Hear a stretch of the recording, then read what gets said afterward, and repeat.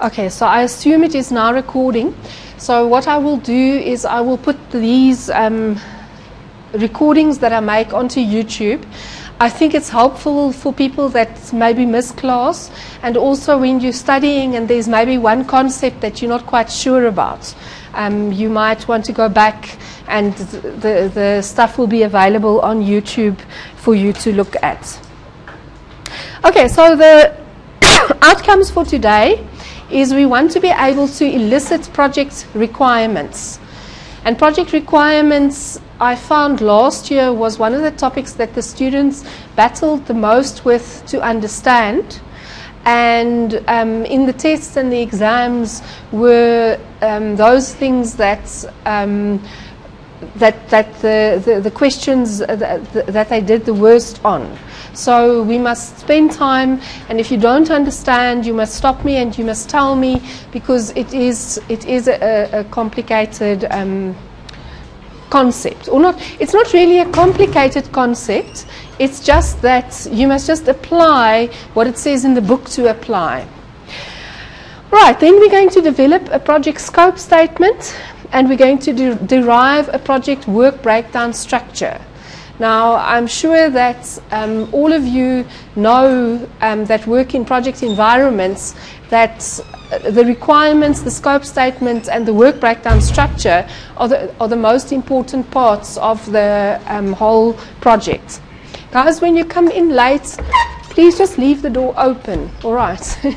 Because otherwise the next person, oopsie, will knock and then disturb all of us. Otherwise, I'll close the door and you'll all stay outside if you're late. But I don't want to do that. All right, so the bigger picture that we want to start out with is, what is a project plan? And what are the common elements that are in a project plan? So if you remember, when we went through the different knowledge areas of project management, which I told you that you need for background, there were various knowledge areas that we covered. So if we look at a project plan or a detailed project plan, there will of course be elements from each of these knowledge areas. So for example, in your project plan, you'll have a scope statement, a charter, a statement of work, your detailed requirements, your project organization and responsibility for tasks. Now, the project organization we don't address in this course, that's addressed in resources, but we do address responsibility for tasks. A detailed work definition, so a work breakdown structure or product breakdown structure or work package, work task details. So we focus here on the work breakdown structure. The product breakdown structure is more where you find a production environment where a product or a project is developed for production. And there typically a product breakdown structure would be something that would be used more. Detailed schedules with milestones. So by when must what be done, and what are the critical things that must come together as a milestone to say that we've now completed this phase of the project. The project budget and cost accounts, this of course we don't do in this module, but that would be in your detailed project plan.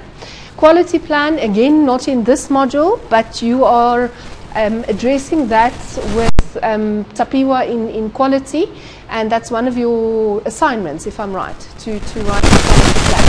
Okay, so typically that quality plan that you are writing will form part of the big project plan of your entire project.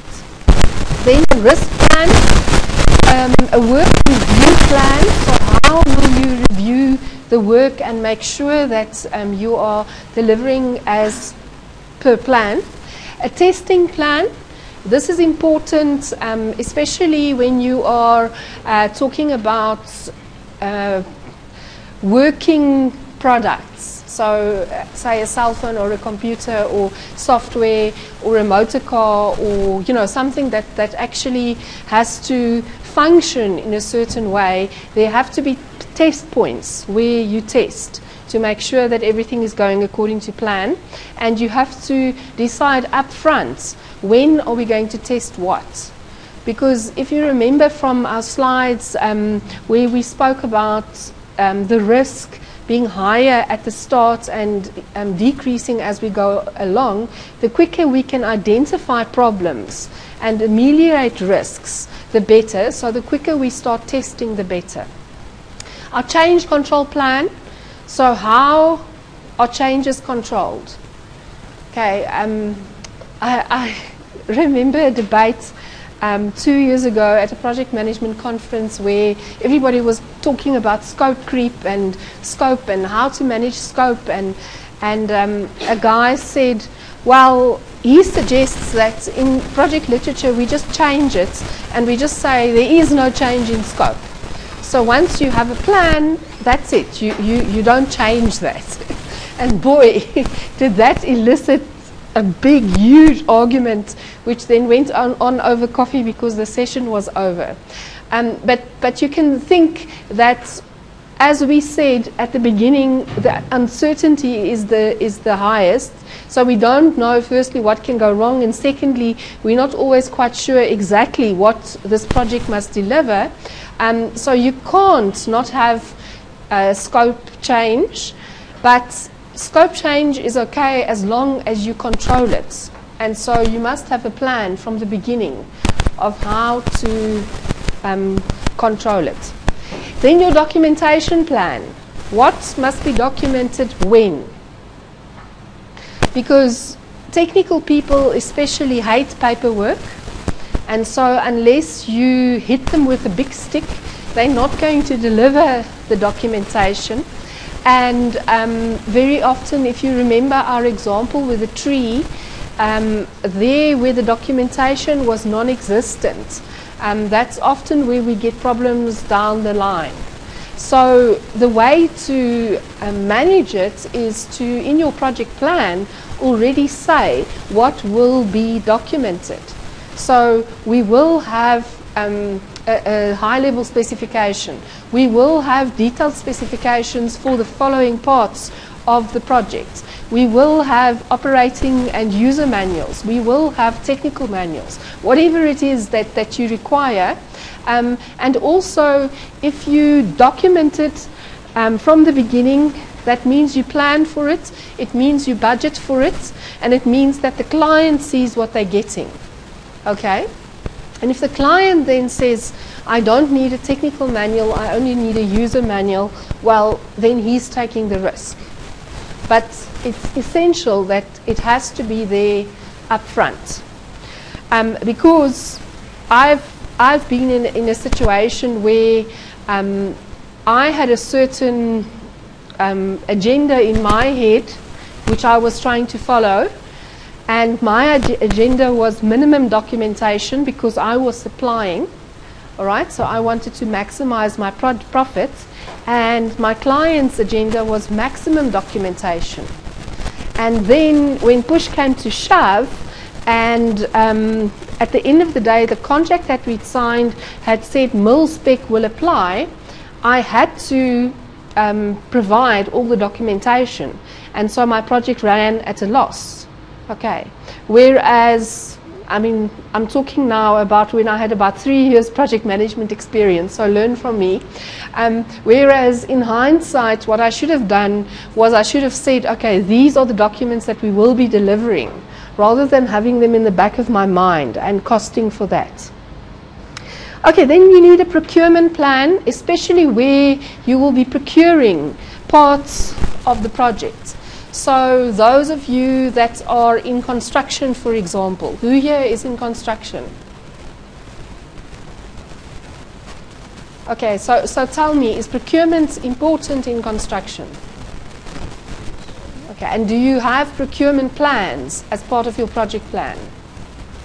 Okay, and if you don't have a procurement plan, what happens?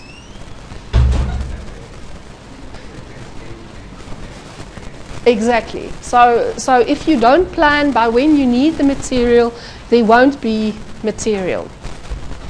Okay, and then the last thing is the implementation plan. So, in other words, how are we going to implement the project at the end of the day? Right, and this is especially for something like our career day. We will need for the day, what is our implementation plan? So for each of your stalls, what are you going to do on the day? Okay, you know, who's responsible for bringing what, and who's going to set up what, and who's going to talk to the kids about what part. You understand what I'm saying? So an implementation plan is a very important part of your project plan. Okay, so when we talk about the project plan further on for this project, we will not be doing a lot of the parts of the typical elements, because we will be focusing mainly on the scope and the time. Okay? But this is just to make you aware that just because I only talk scope and time, that doesn't mean that's the only thing that's important in the project. Okay, so the scope, the charter or SOW is the first item on the project master plan, and basically they are variations of the same theme. So the purpose is to provide a broad description of the master plan or the project to the stakeholders. It's directed at the core project team, the project organization, and the primary stakeholders. Right, so that's the charter that you guys worked on last time. Remember that? Hello, do you remember that? Okay, and which you are going to give to me on the 21st of January. February, sorry. You have to get into your time machine and give it to me on the 21st of January, otherwise I'm not accepting it, okay? No, I'm joking. So the 21st of February, and I am then going to be the stakeholder or the project sponsor who is going to say, yes, you may continue with your project, or no, you may not continue with your project. Okay. But I'm a very nice sponsor, because I've told you exactly how I'm going to mark your project scope statement. Your project charter. Okay, and I've actually even given you an example of one. So I think that most of you will be able to continue with your project after that. Okay, so once we've then generated the project charter, we then get to the scope statement, which describes the breadth of the project. So areas to be covered by the project and deliverables, and then very importantly, the areas not to be covered. Right. I've already explained to you how I got bitten by not saying I was not going to do these documents. And then the client forced me to do those documents because it was somehow implied in the middle of the contract that was signed. And so the scope statement includes the objectives of the project from the perspective of the contractor, the requirements, and we'll talk more about that, the deliverables, the milestones, and the limits and exclusions. So that is exactly what does the project not include.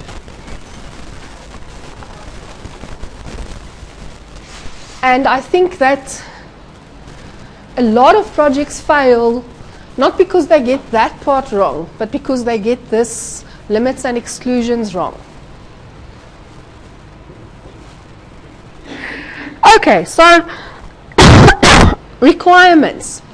So the team must identify both internal and external stakeholders in order to determine the project requirements and expectations of all the parties involved.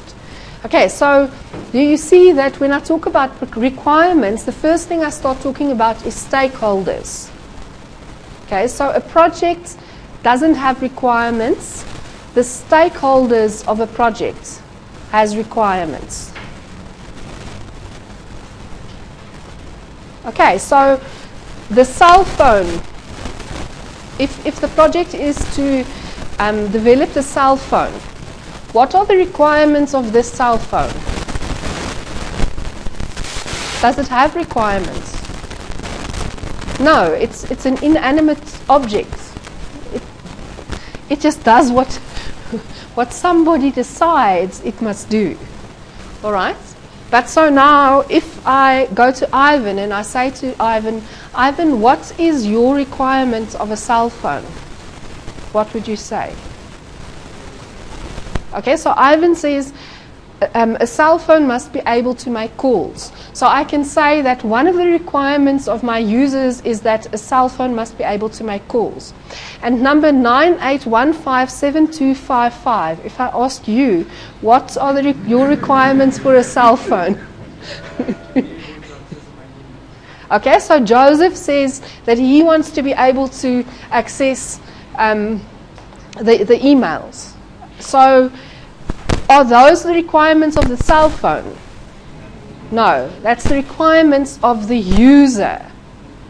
Okay. And Rosalina, you are working on the development of this cell phone. So obviously, as part of that development, you have some requirements in terms of your career development. So can you think of something, if you were working on the development of a cell phone, which you would like to be able to put on your CV?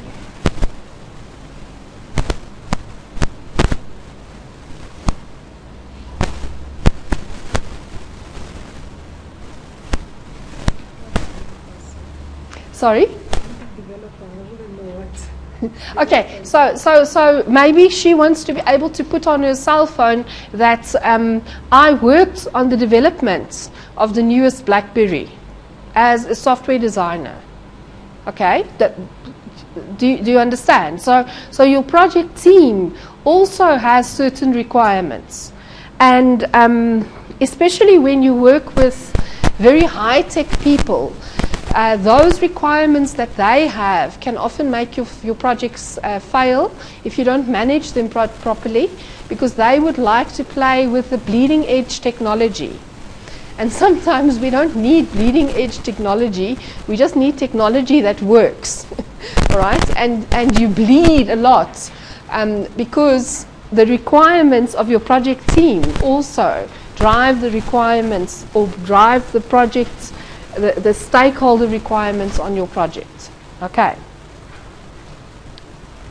Right, so this is from the PMBOK, the 4th edition. I haven't actually seen the 5th edition yet. Has anybody here got a 5th edition yet? It's a green one. Not? Okay. So I'm still looking forward to my 5th edition. I think I can download it, but I want it in my hand. Okay, so you can see the inputs are the project charter and the stakeholder register. And why the project charter? Because that tells us high level what the project must do. Why the stakeholder register? Because requirements are linked to stakeholders. And then the outputs. Yes, well, yeah. But according to the PMBOK, your stakeholder register is sort of a more detailed document. In your project charter, you would typically list the stakeholders as we did, and maybe even categorize them.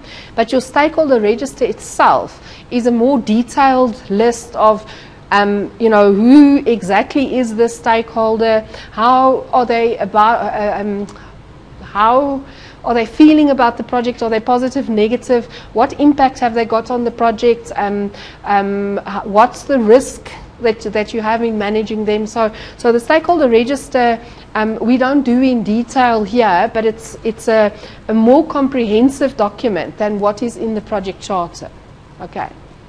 So it's more than just a list of stakeholders. It's also their contact details and things like that, what their interests are, who they are, what you call it, representing, you know, that type of stuff. Okay, and then of course the outputs are your requirements documentation. So Ivan says that a cell phone must be able to receive calls. Joseph says that a cell phone must be able to receive emails. Rosalina says that she wants to work on bleeding edge technology when she designs the cell phone. So those are basically your requirements that then are documented. And then the other important one, which we often forget, is your requirements management plan. All right, because if you think about it, why does everybody not just buy a BlackBerry? Why do some people buy an iPhone and some people buy a Samsung and some people buy a Nokia? Why?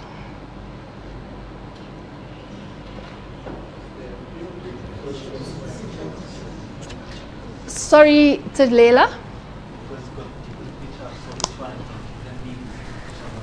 Okay, so you have different requirements that you have of a cell phone, and so then you go for the cell phone that meets those requirements. All right. So in other words, if we were to write up the requirements of, shall we say, a super cell phone, okay? For me, the super cell phone must be able to switch on my coffee machine.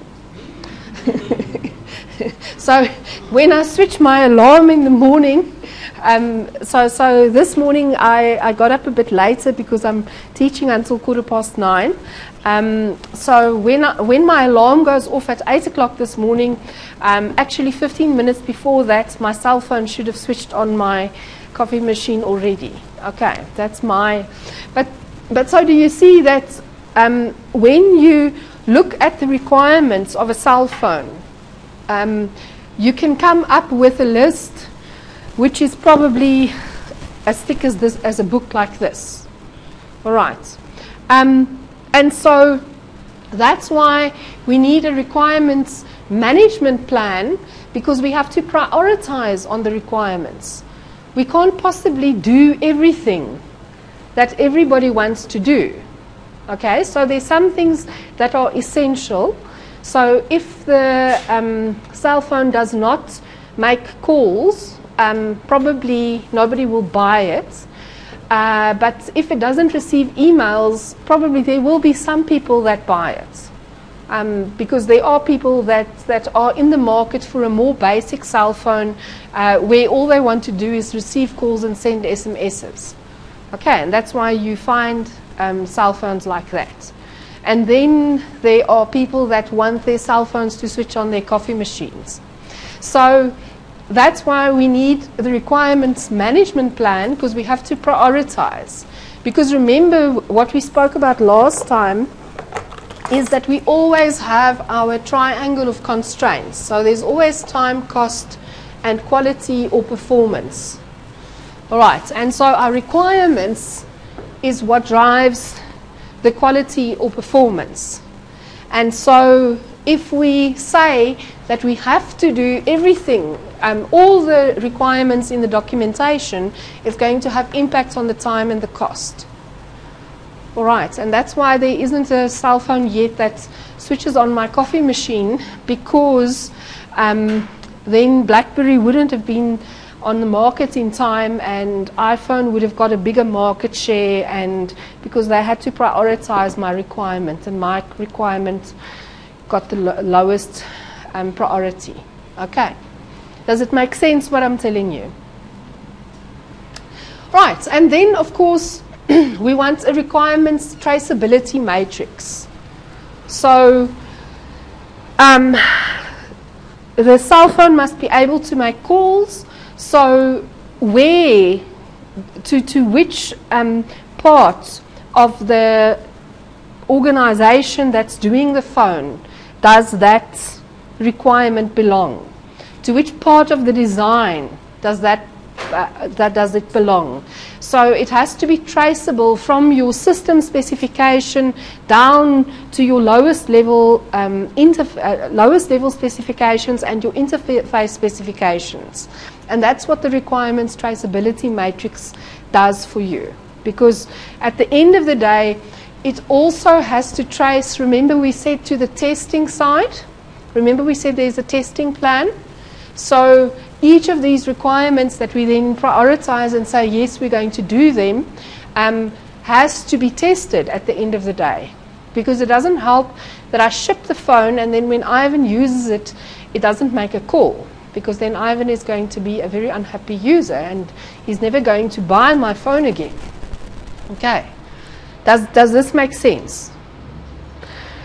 Okay, and then the other thing where you can see that the collection of requirements is about the people is when we look at the tools and techniques for collecting requirements. So interviews, focus groups, facilitated workshops, group creativity techniques, group decision-making techniques, questionnaires and surveys, observations, prototypes. All right, so it's not the cell phone that has the requirement, it's the user that has the requirement. And so somehow you have to, or not just the user, it's the stakeholder that has the requirement. So somehow you have to elicit the requirement from the stakeholder so that you can then say, this is the shape and size of the phone at the end of the day. Okay. So if we think about our project for the Kliptown youth program, what requirements do you think? Okay, so we have the stakeholders. Now, what's going to happen if I now end show? Then my recording is going to stop. Okay, continue recording. Okay, so now I'm again in the danger zone because I don't know what will happen.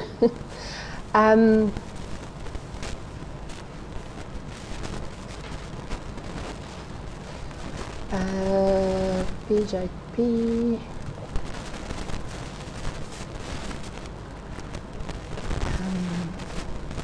I think it was under, no, it was under work assignments, group charter. Okay, by the way, the block class and I decided that they are going to go to Hammanskraal and you guys are going to go to Kliptown. So there's going to be 2 career days. Because I think it'll just, well, firstly, we make a bigger impact because we go to 2 communities. And secondly, you guys had already chosen all the cool careers. And they would have been very unhappy if I said you can't take these careers now because they've already been chosen. All right. So let's look at the Kliptown one. So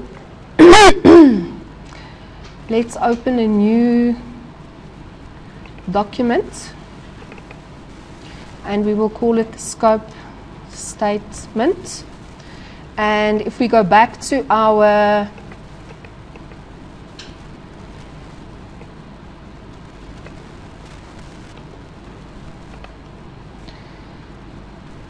the elements of a scope statement. So I'm just going to put them here. No. Ah, sorry. Control.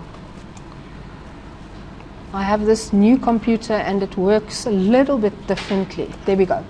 Right, so there we have our main headings for our scope statement. Okay, so what are the objectives of the project from the perspective of the contractor? So that's us.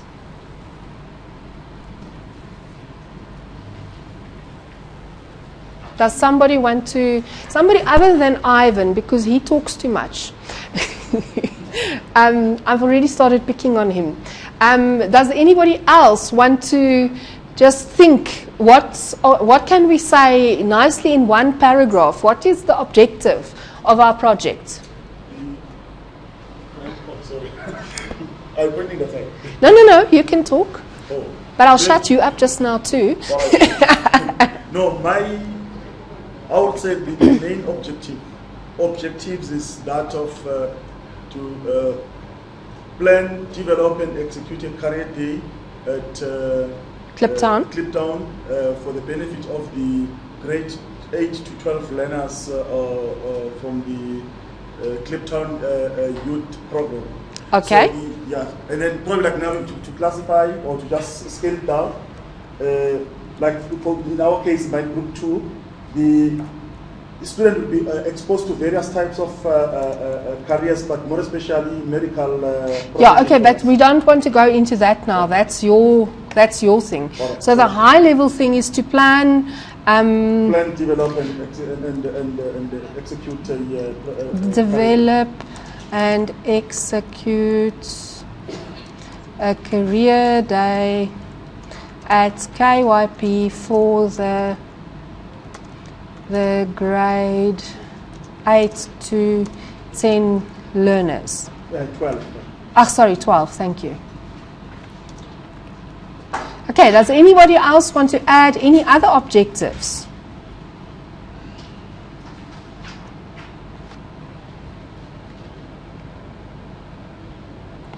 Surely, when you walked into the class and I said to you, this is what you're going to do, you must have felt from your side, yes, I would like to do this because. And now you keep quiet. Who else wants to contribute?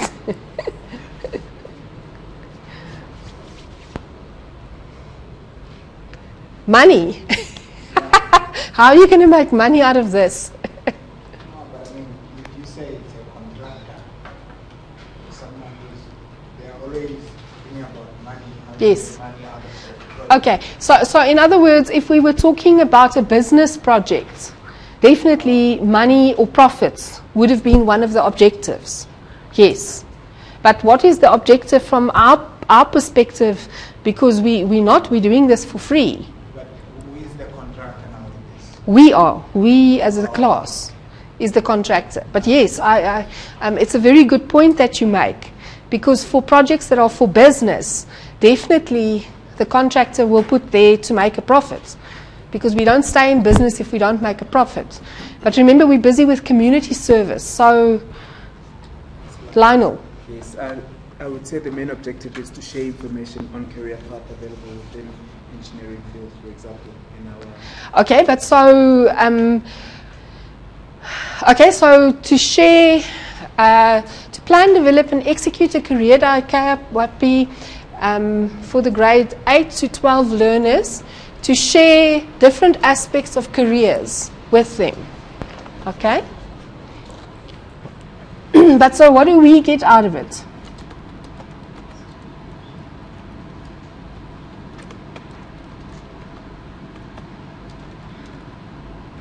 Or don't you get anything out of it? Katlego. An opportunity to apply your methodology Okay. and learning in the process. Okay. Objectives. It also gives the students an opportunity to apply a project management methodology and thereby learn in a practical manner. Is that okay? And is there anything else you get out of it? Yes, we got the marks.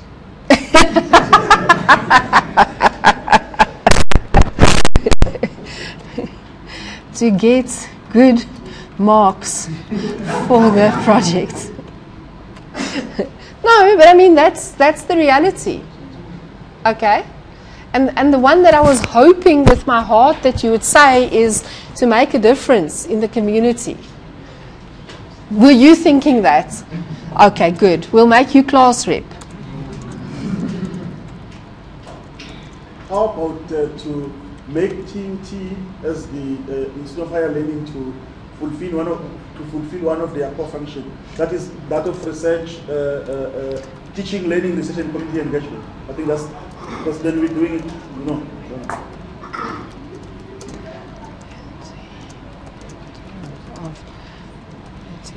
engagement, yes. And that is one of the reasons that we are doing this project. Okay, so you can see that Word doesn't like my sentences because they're not full sentences, but I'm not going to bother now to write full sentences. I'll write the full sentences and give it to you.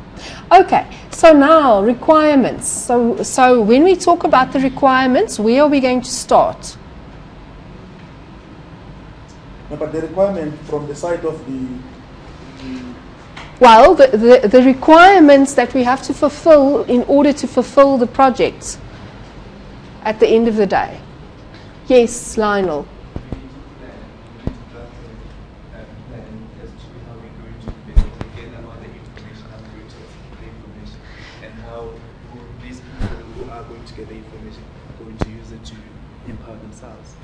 Okay, but is that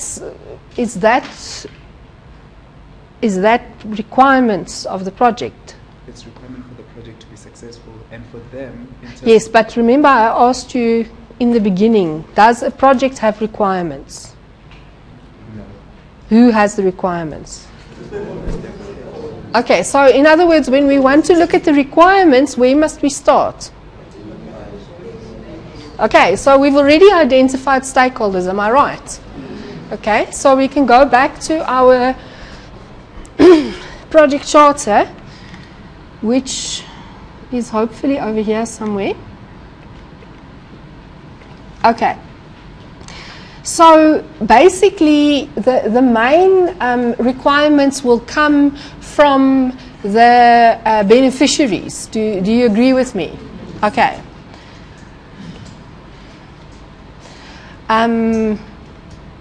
So not all of these are beneficiaries, but let's just copy them all there.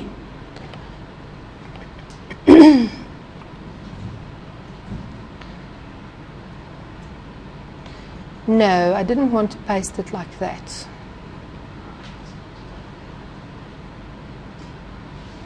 Unformatted text. Okay, so let's do it in a table format. Convert text to table. Okay, and then we can insert columns to the right. Okay, so what are the requirements of the grade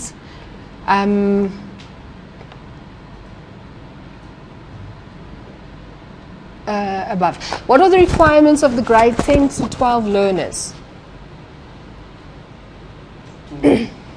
To learn more about the career, the different careers that are there are available. Oh, sorry, that should be requirements.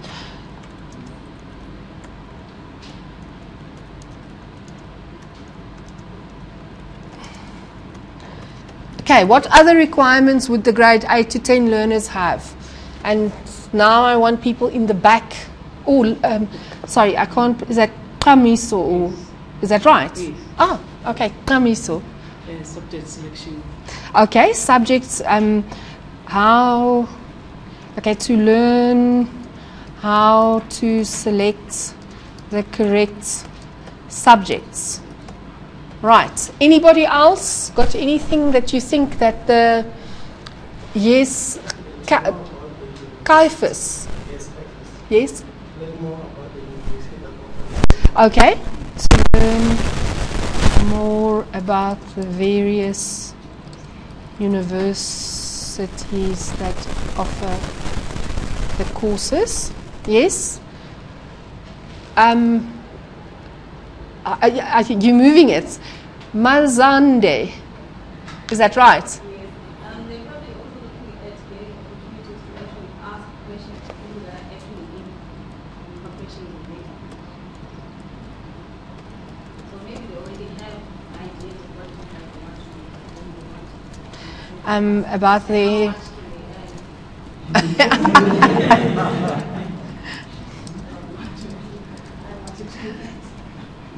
Yeah, okay, so that's an important one. All right. So this is just for examples. So I think that's enough for now. In your groups, you can go and you probably can identify some more requirements. All right. What do you think that the KYP management team wants out of this?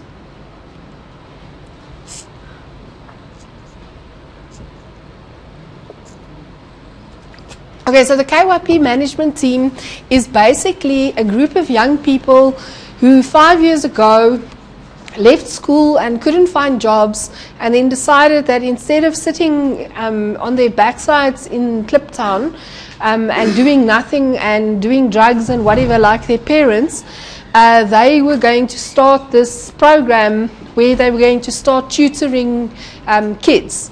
And for the first 3 years that they started the program, for the first year, they operated out of a shack, and they helped maybe 20, 30 kids to tutor them.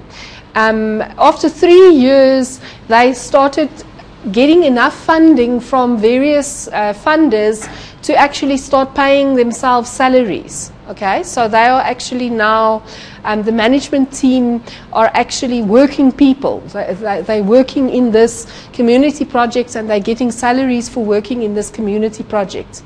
And they've grown from this little shack to classrooms, a kitchen, a computer room, a library, a TV room, offices. Last year they completed offices for the management team where they can sit and do their planning and do their work, etc. And now they feed 400 kids every day from Monday to Saturday, plus they tutor the children. In the beginning, the kids were only tutored by they'd all passed matric. So the kids were only tutored by them, not by professional teachers. And in the last 2 years, they've managed to make or bring enough money together so that they can pay professional teachers to come and teach the grade 8 to 12 learners. Okay, so this is the management team that we're talking about. So for the career day, what do you think their requirement is? Yes? They want to inspire the children. Okay?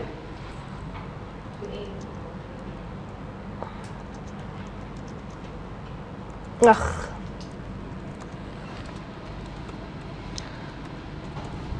Can I say to make something of themselves?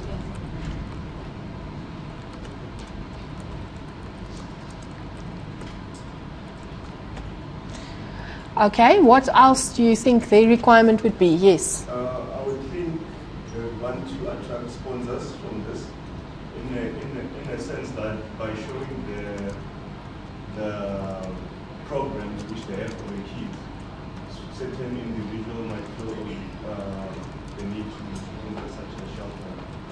Okay. Expose the kids to more career opportunities.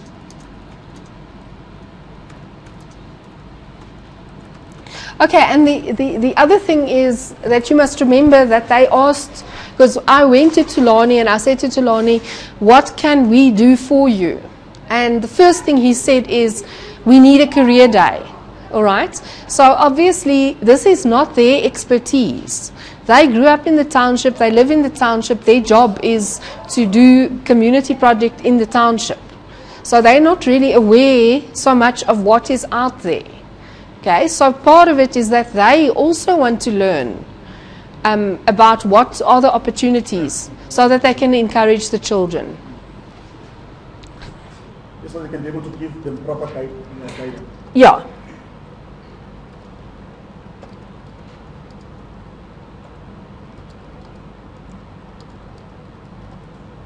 Okay, so I think that's enough. Parents, what do you think their requirements would be?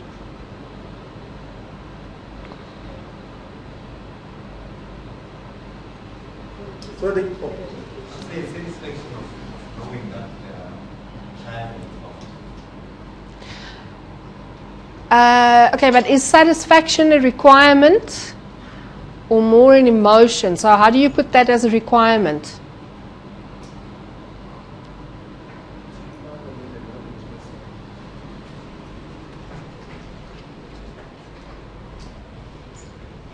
Do you want to help him? Yeah, I think what he's trying to actually get to is to empower the parents with the knowledge of the different types of careers that are available out there. So they can also motivate their children. Okay, so if I just say empower, to become empowered to motivate children, does that sort of sum up what we're trying to say?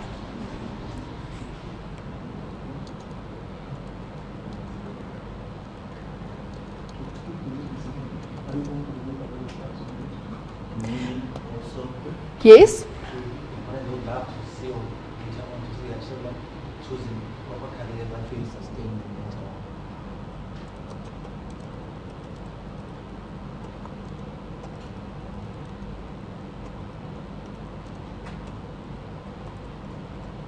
Yes, and careers that will sustain them as well. Because remember that if those kids make it out there, they always come back and give back to the community.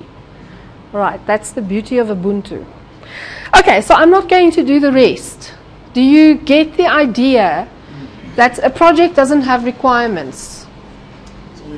It's the stakeholders of the project that has requirements. Okay, and people will tell you it's the project that has requirements, then you say yes. But what do the stakeholders want? Okay. So,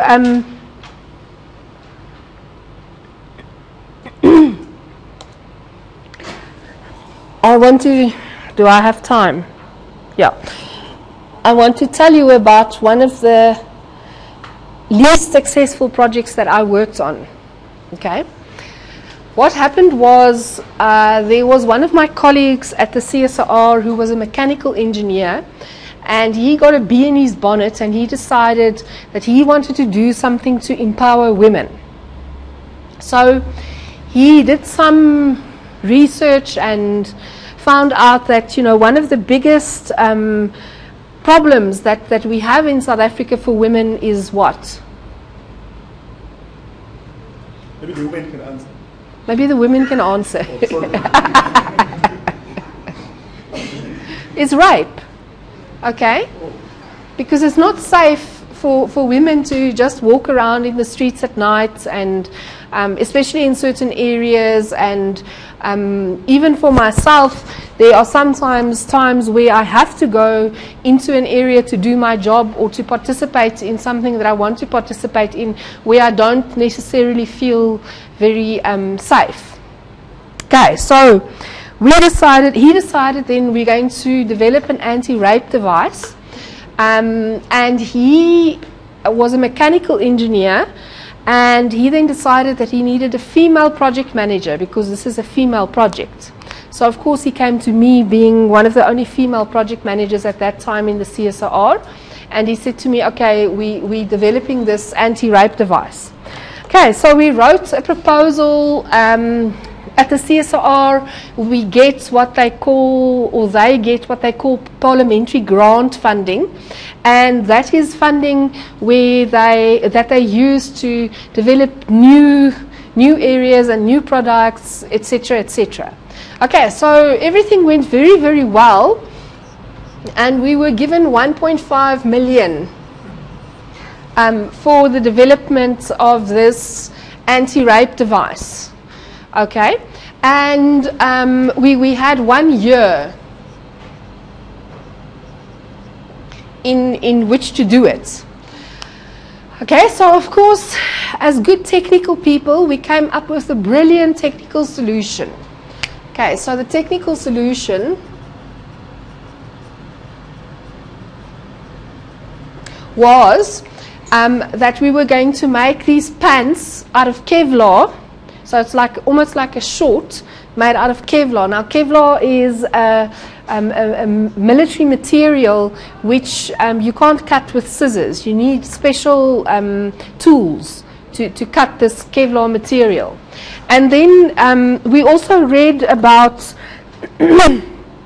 things like chastity belts and things like that, because the thing is, when you operate in the realm of an anti-rape device, you don't want a father to be able to use it to stop his child from having intercourse, because that's not, we were empowering women. We weren't trying to disempower women and empower especially fundamentalistic fathers to control their daughters, okay? So it was very important that the woman had to be empowered with this anti-rape device. So we went and we developed a buckle, a mechanical buckle, and how it worked was the woman would, if you thought, okay, I used to play in an orchestra which used to meet on a Monday night in the State Theatre. So now on a Monday night, if I have to go to the State Theatre and I don't feel very safe there, I put on my Kevlar anti-rape device, and I have this buckle, and the buckle just holds the pants up. But as soon as I get into a situation where I feel threatened, I bash it. And that then locks the pants, okay? So now a male cannot get into my pants. Okay, so we had, and we did this all for the 1.5 million.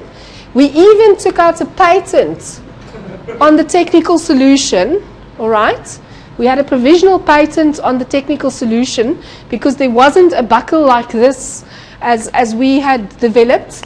And we finished it in a year. Okay, so this was a brilliant project. Look, it met all the requirements or all the constraints of a project. But then, after a year, we said, all right, now we must start industrializing this thing and setting up an SMME to start making the thing. And, oh, by the way, wait, maybe we should just talk to some sociologists and some police people and, you know, people who work with rape victims and explain the concept to them, you know, very arrogant. And I tell you, that was the most humbling experience I've ever had. Because we walked in there and we were all like, you know, we've got this brilliant technical solution. It only costs 1.5 million, and we've got a proposal written to, you know, back up this money so that we can industrialize it. And here's the prototype. It's working. Look, this is how it works. Everything. And they looked at us and they said to us, "Very well done. You've now developed a device which will stop women from being raped, but will have them killed." Okay? Because what we as technical experts hadn't understood is that rape is not a crime it's not a sexual crime. It's a crime of violence. So if the man cannot be violent against the woman by penile penetration, then he's going to kill her. Okay? So that's what happened to our project. And to me, and the biggest irony of the whole project was because we were working cross-functionally, because I was in the Defense Electronics program, and the people from the camouflage division who work with materials and you know, the physical materials and so on, they supplied the Kevlar and they did the sewing and all of that. And then the mechanical guys from the aerospace side did the buckle and so on. So because we were this cross-functional team, we were actually nominated as a cross-functional team, you know, as a top, we were nominated as one of the top cross-functional teams in the CSIR. Fortunately, we didn't win, because that would have been very, very embarrassing. Okay, but so, do you see the problem? We did not look at who are the stakeholders and what are their requirements. Okay. So that wasn't right. Sorry? That wasn't right. No. That the technical solution was even patented. But so basically, the lesson I want you to learn out of this is that if you don't analyze what the requirements of the stakeholder is, you're going to get it wrong. Because you can have something that's patented. I mean, wow, you know, my name is on a patent, but at the end of the day, it means Zippo. Okay, so then the deliverables, if I can go back to our, yes? I just want to find out, in your project there, you say you didn't look at stakeholders. Would you say, therefore, you meant to form part of the stakeholders in that project? Because you didn't look at them, what? Yes, they would be, obviously, they would be proposing parties. But at the end of the day, yeah, I mean, I suppose a man who wants to rape a woman doesn't necessarily want to kill her, but it is an act of aggression. And so if he can't show his aggression like that, he's either going to beat her up or kill her. Yeah. But so they would have been opposing parties. Yeah. And fathers who wanted to lock their daughters up were also opposing parties, because we specifically made sure that they couldn't use this device to lock their daughters up. All right, but we got the requirements completely wrong. Okay, so if we go back to our scope statement, if I just copy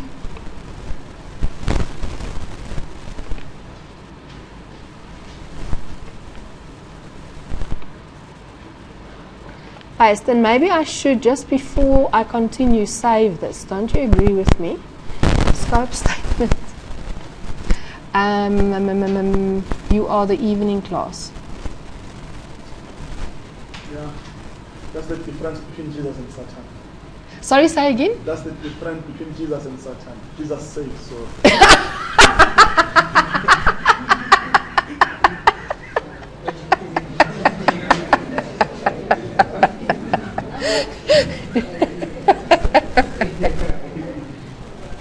Okay, so basically, in our project charter, we already put some deliverables. One of the deliverables which I think we need, which I forgot about, is the project plan. Because remember, that's one of the things that you also have to develop, and that's basically going to be part of the design phase, that you're going to have a project plan. All right. But now students also seem to have a confusion between what's a deliverable and what's a milestone. Okay. So the easiest way of understanding it is to say that when you have a whole lot of deliverables finished that contribute to one thing, then that's the milestone. Okay, so do you see here that if we have our high-level project charter and our group project charters, then and they signed off, then the milestone, the initiation, is completed. Do you agree with me? So if I go here and I say signed off. Okay, so note, I didn't say sign high-level project charter, because sign high-level project charter is not a deliverable, it is an activity, because it's doing something. Yes? Don't you differentiate them by saying a deliverable is something tangible? Yes. And a milestone is reaching something. Yes, completing a whole lot of deliverables is a milestone. Probably yes. Yeah, so you can say a milestone is the end of a phase. Yes. Yes, but you could have, in a phase, you could also have interim milestones. Okay, so it's not necessarily only the end of a phase, but you could say that the end of a phase is a milestone. Okay, so let's just see. So signed off high-level project charter and signed off group project charters. Right, so sorry, my point. if we say sign high-level project charter, that is an activity because it's something that I'm busy doing. Whereas a signed off project charter is that thing that you've got, that document that you have. Because I've signed it, it's signed off, it's done. Right. So you must be careful that when I ask you for deliverables and when you do your deliverables in your project charter and in your scope statement, that you don't give activities. Because, I mean, we could have said, gather material, gather furniture. That's task. All material and furniture available. That's deliverable. It's done. So, for example, like is it a deliverable? For example, like you perform a feasibility study and write a report. Is that deliverable or is that? The report is deliverable. Yes. Oh. Okay. Writing the report is an activity. Oh. Okay. Okay. So, approved report would be your deliverable. And an activity would be write the report. Get the boss to sign the report. That would be an activity. Okay, does everybody understand the difference between a deliverable and an activity? Okay, so let's see if we go to design, format, no, design. Let's see if we can find something that can give us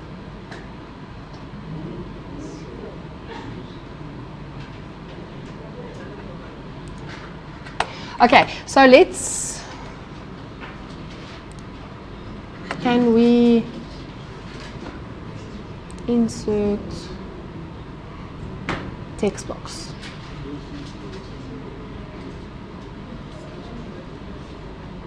Simple text box.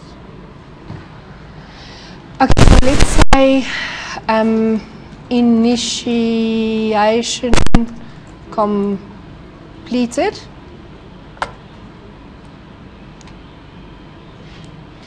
And that then here is the milestone. Does that make sense to everybody? Okay, so we have the phases. So this is a phase. Initiation is a phase. Then we have deliverables.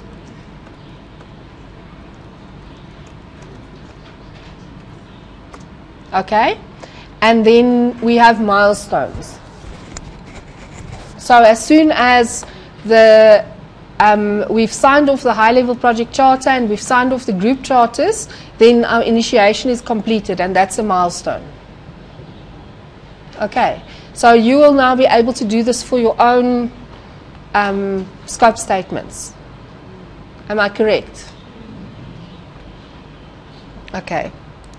Right, so deliverables and milestones I've now basically put in one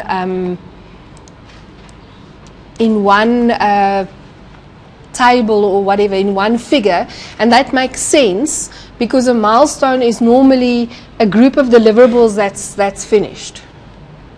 Okay. So then the last things, limits and exclusions. What does the project not include? Okay, so what does our project not include? And I want the middle row to wake up and tell me. Students from other schools around Cape Town. Okay, so transport or transport in general for the schools. So the kids must make their way there by themselves. Okay. Or KYP must arrange for the kids to get there. But we, as the contractor of the career day, we are not getting the kids there. Okay, so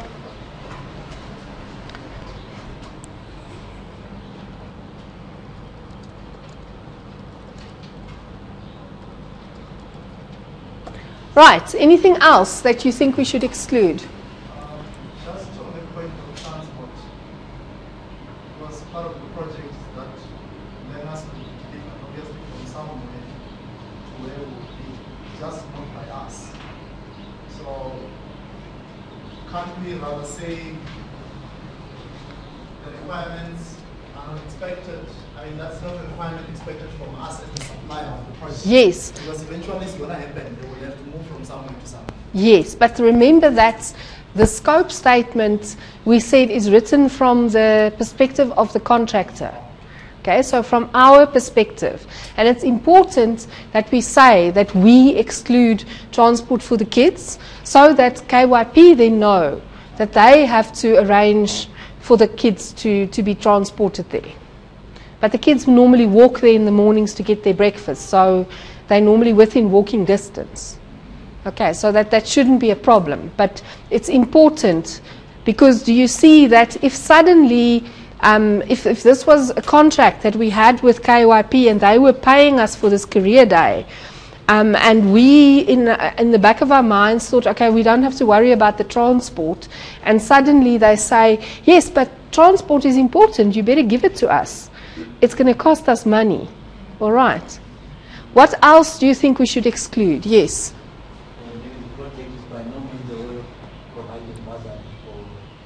Okay, so bursaries, yes.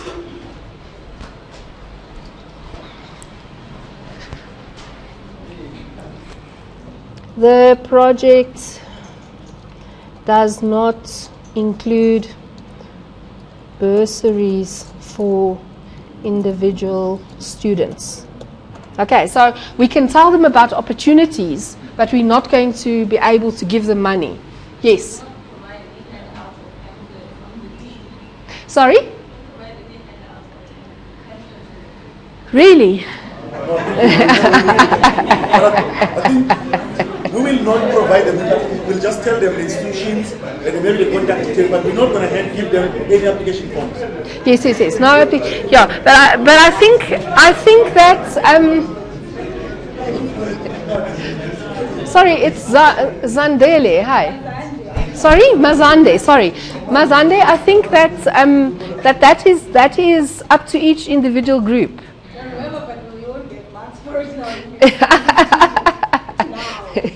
No, I'm not going to exclude it because, but I mean, it's not. The thing is that some groups might be lucky enough to be able to get their work to sponsor that, but I mean, so you're not going to get marks based on that. But I mean, I'm not going to limit you because it would be nice for the students if they do get something. Okay.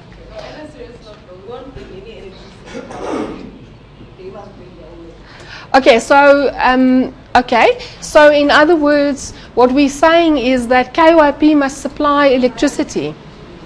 That's an important thing that we need to tell them.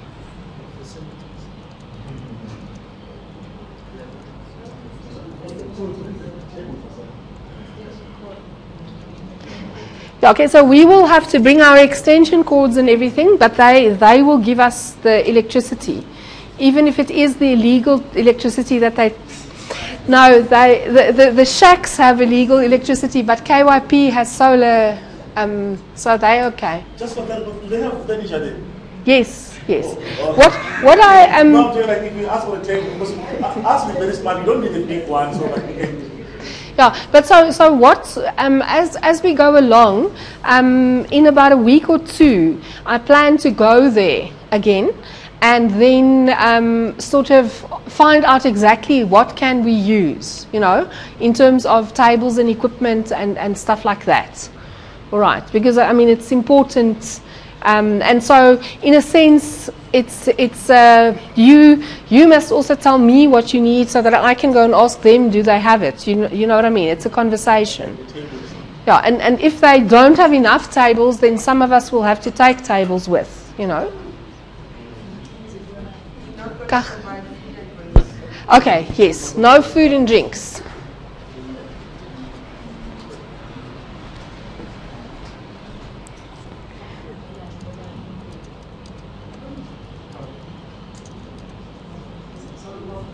And that's what's nice at Kliptown is they will provide that. Yes? Just a question out of interest. When you are writing or establishing a statement of A scope statement, yes? What's wrong with writing, focusing on the specification of things you're going to do, and you make a note that after mentioning all the activities that you're going to perform under the scope, anything that's not mentioned is not going to happen. Because my thinking, why do I have to scratch thinking of things that I'm not going to do?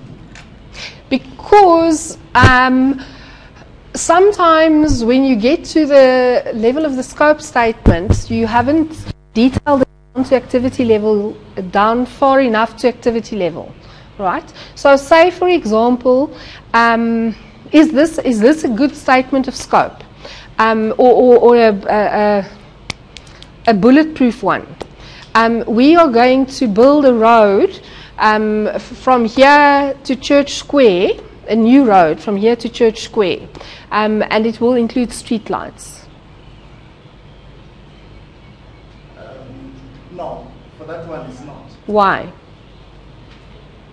I can answer that by shying away from that example and use an example of a house. Once I mention the specification that I'm going to perform brickwork, plaster, roofing, flooring, and I say anything that is not mentioned, it's not included. Well, the thing is, so how big is the house going to be then? No, but obviously, the scope here. No, but so do you understand? The problem with the scope statement is it's something that you write right at the beginning to document your requirements, all right?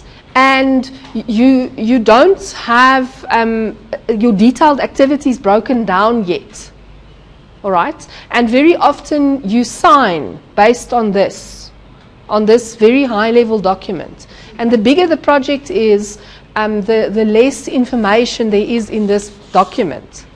And so that's why it's important to specifically exclude things that you specifically know will cost you money and that you don't want to do and that you're not going to do.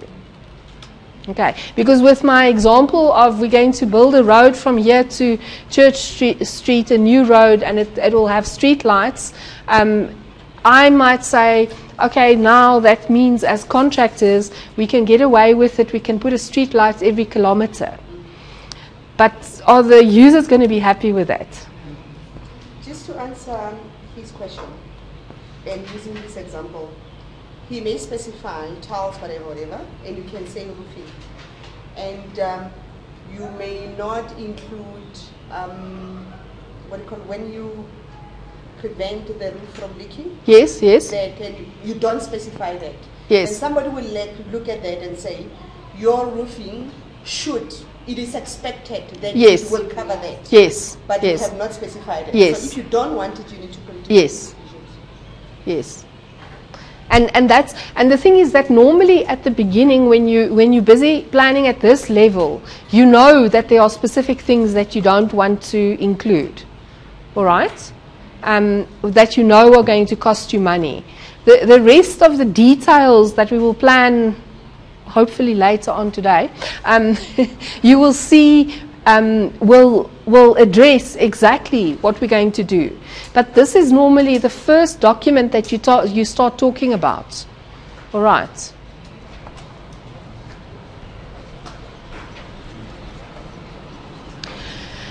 Okay, so that then basically is our scope statement 101. Let's go back to the slides.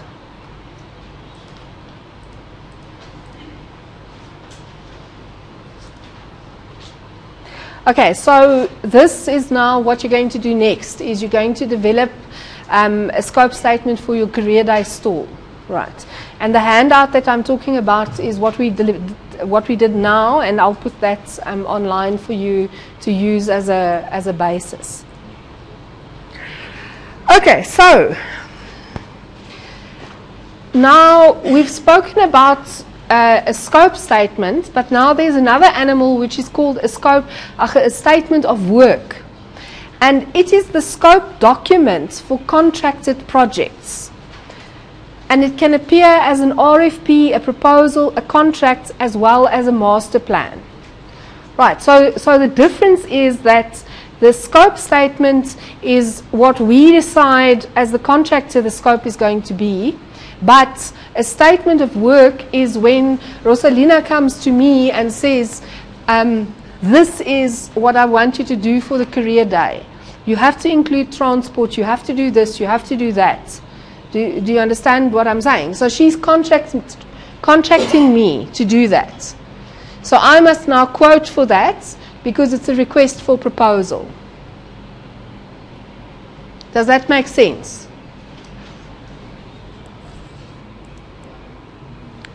Okay, so a statement of work is for contracted project work. The contractor and customer agree on the definition of work required, the work proposed, the basis for costs, schedules and related matters.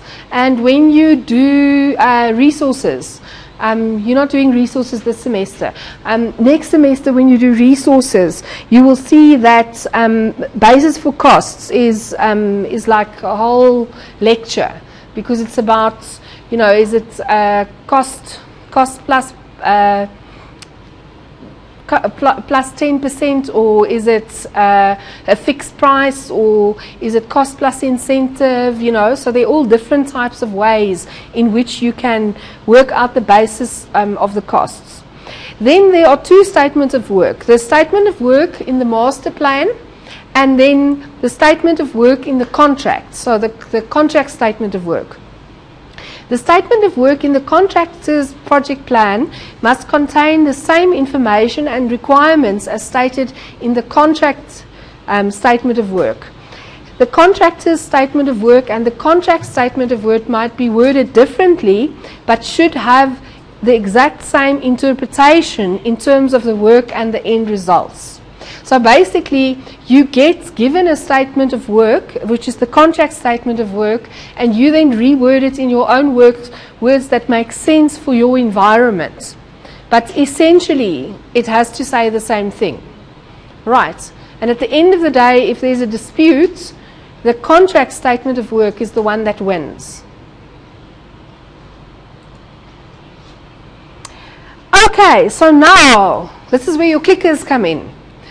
The difference between a scope statement and a statement of work is a scope statement is part of the project charter. A statement of work and a scope statement are the same. A statement of work is for contracted work, whereas a scope statement is a general statement of scope. And now you can click 1, 2 or 3. Come on, 1, 2 or 3. Has anybody clicked?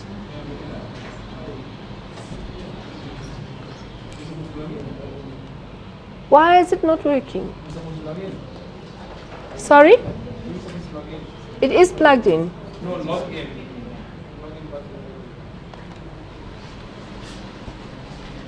Pass me your clicker. No, you normally just click. Let me see.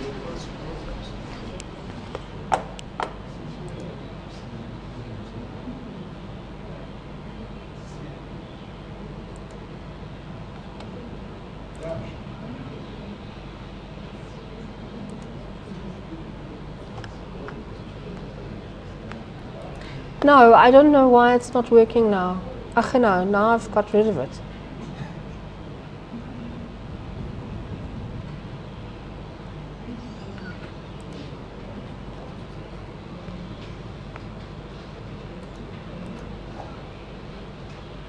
Ach, sorry guys. You see, that's what happens when you use technology without testing it. Because I didn't have time to test it, because I got it like 5 minutes before the class started, but I used it last year and it worked. Okay, sorry, so the clickers are not going to work today. I'll get them working for next week. So tell me, who says it's 1? Okay, so we have 1, 1. Who says it is 2? A statement of work and a scope statement are the same. And everybody must vote. Okay, so there's 1 for 2. Okay, so who says 1?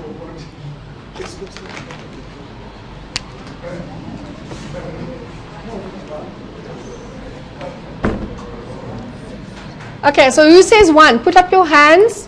1, 2, 3, 4, 5, 6, 7, 8, 9, 10, 11. Okay, who says it's 2? 1. Who says it's 3? 1, 2, 3, 4, 5, 6, 7, 8, 9, 10, 11, 12, 13, 14, 15, 16, 17, 18. Okay, so now given the fact that you voted like this, talk to your neighbor and convince your neighbor why it is what you have said it is.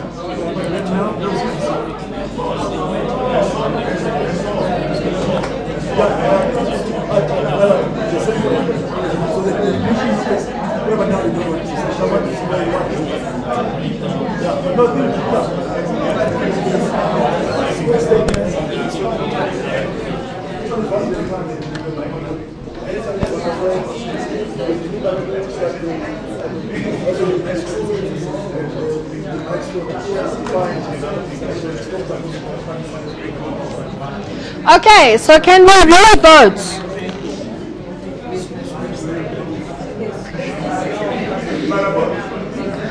Guys, can we re-vote? Who says it's 1 now? 1, 2, 3, 4, 5, 6, say 1. Okay, who says it's 2 now? 7. Okay. Who says it's 2 now? Nobody. Who says it's 3 now? Okay, so now the majority says it's 3, and 3 is the correct answer. So a statement of work is for contracted project work. Remember, that's what we said in the definition of a statement of work. Whereas a scope statement is a general statement of scope. Okay, and you can use it in any project and you can use it generally. And a scope statement is not part of your project charter. We had in the project charter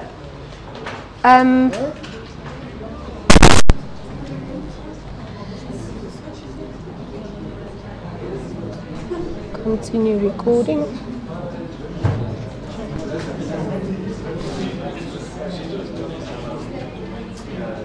We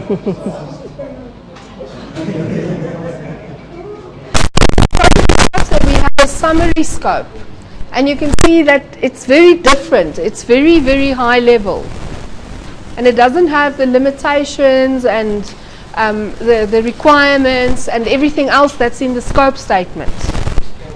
Okay, does that make sense now?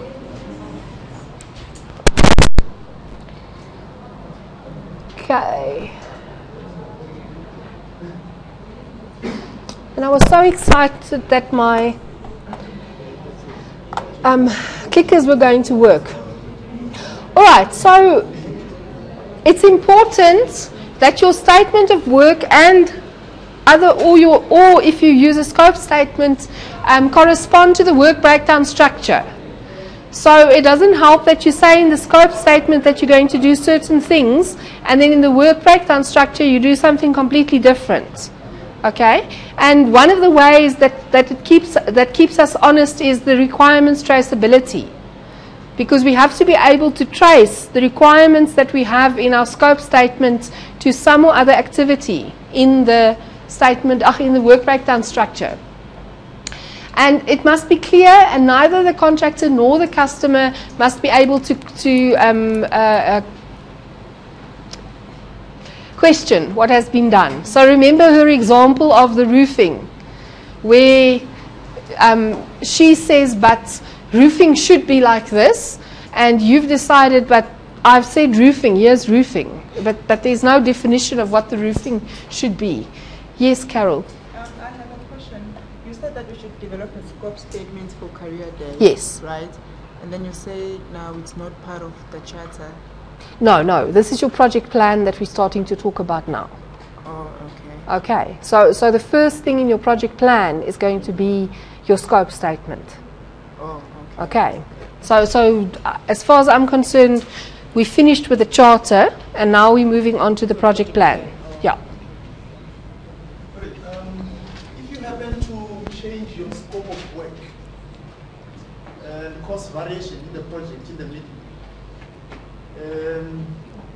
do you have to go back, of course, and update the statement of work? Well, it depends on what your change control procedure says. And normally your change control procedure will say that as long as that change is signed off, you don't necessarily have to go and update all the documents. But you do need to look at what of the other documents does this change affect. Because by making a scope change, you change your risk, you change your quality, so you have to look at the effects on all the other documents, and you have to document that. But we don't rewrite the plan every time. I don't know, I just want to clear some confusion that I'm having here. I don't know how to put this, but in the change control plan, yes, is there some way in the guidance of project management where they limit percentage of the change? No. In terms, you can't. Well, you can as an organization, but the main thing, and this is a later lecture actually, but the main thing is that you must have a change control board. And the change control board must have somebody from the customer, somebody from the designer, and maybe somebody from the user. And they must all agree to the change, that it's necessary, that it's cost effective, that all three of my constraints have been taken care of, and that it's not increasing the risk and. So the main thing about change on projects is that it's allowed to happen, but it must happen in a controlled manner. Okay, but there's a whole lecture on it. Watch this space.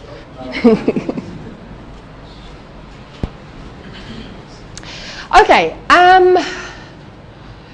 requirements for every end item, task and report must be clear enough so parties responsible will be able to sign off acceptance of results.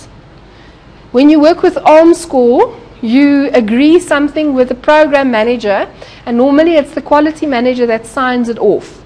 And then the quality manager says, yes, but I don't agree with the interpretation of this. And then you have like 3 weeks of battling and wrangling and whatever. All right. So that's what that is trying to say, is that the person responsible for signing it off must understand, have the same understanding of what the deliverable is as the person that's developing it.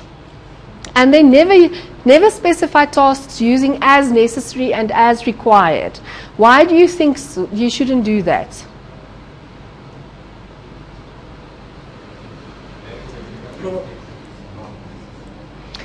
Abram, why? Yes. Yes. So the contractor is always going to think it's not necessary because it's going to cost them money, and the client is always going to think it is necessary. Well, depending on the cost, the way that you do your costing. So if it's cost plus incentive, for everything I do, I can bill you. So everything is necessary. You understand? So that's why you mustn't say as necessary or as required. You must decide, because as necessary or as required is actually a cop-out. because you don't want to make the decision.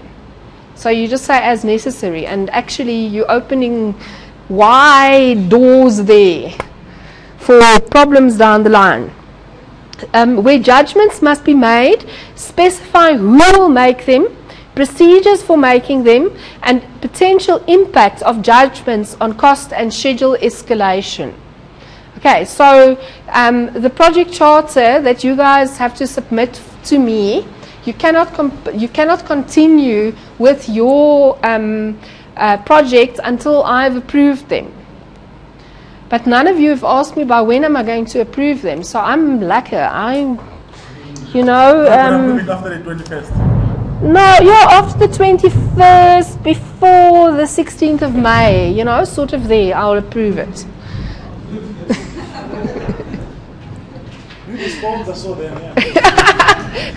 No, but that's exactly what you shouldn't do on your project. Okay, one day is a little bit, can I have a week? 6 hours. Can I have a week? Because I have 2 classes that both are submitting on that day, but I can do it in a week. All right, so I will give you feedback by the 28th of February. Is that fair enough?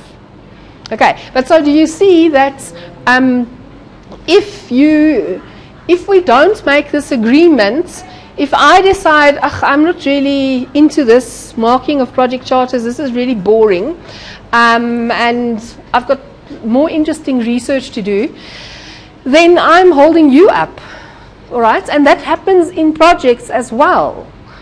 And so what you need to do is you need to say, what is the potential impact on cost and schedule escalation?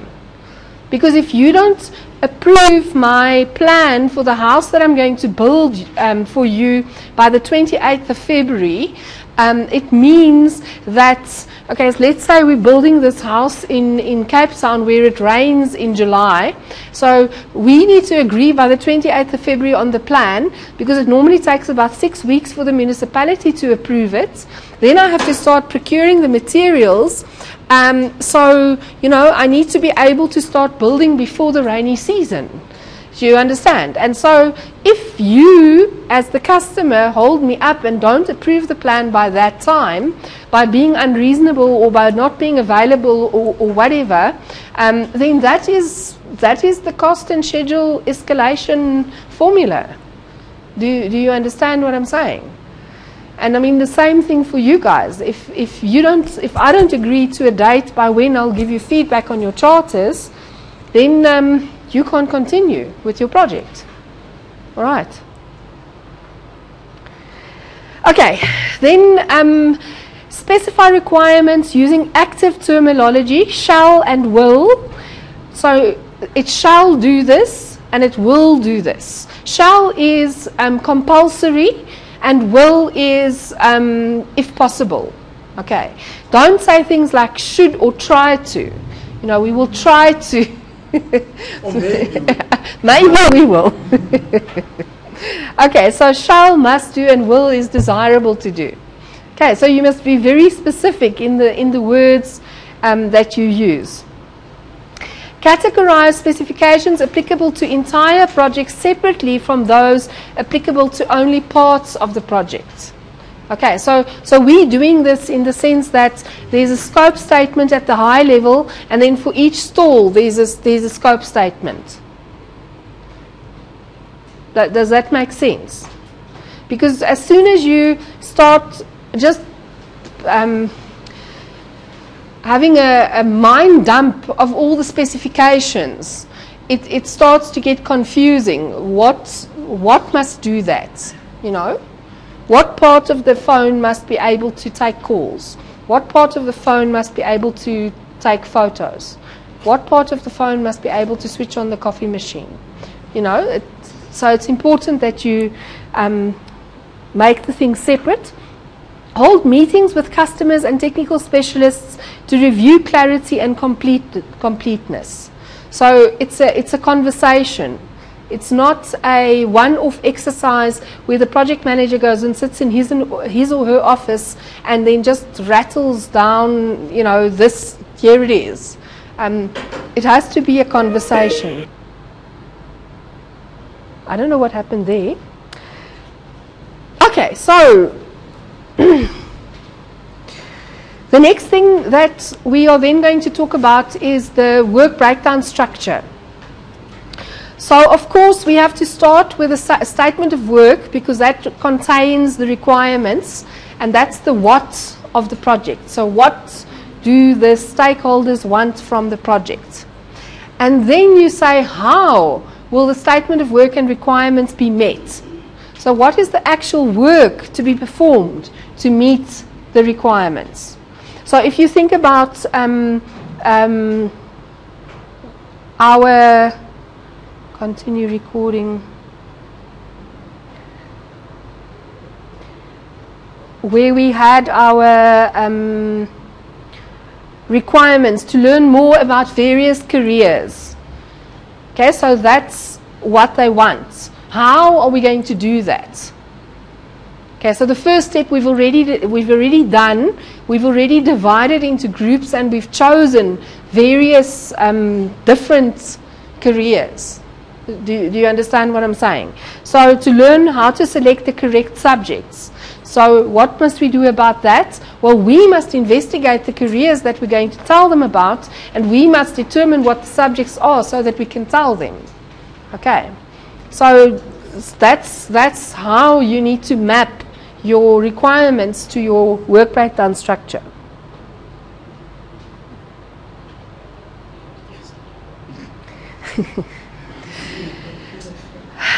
And then subdivide the project into small, well-defined work packages, and use the work breakdown structure. Okay, so a work breakdown structure states what's excluded from the project, breaks the scope down into work packages, indicates the cost of the project, gives the project manager authority to continue with the project. So who says it's one?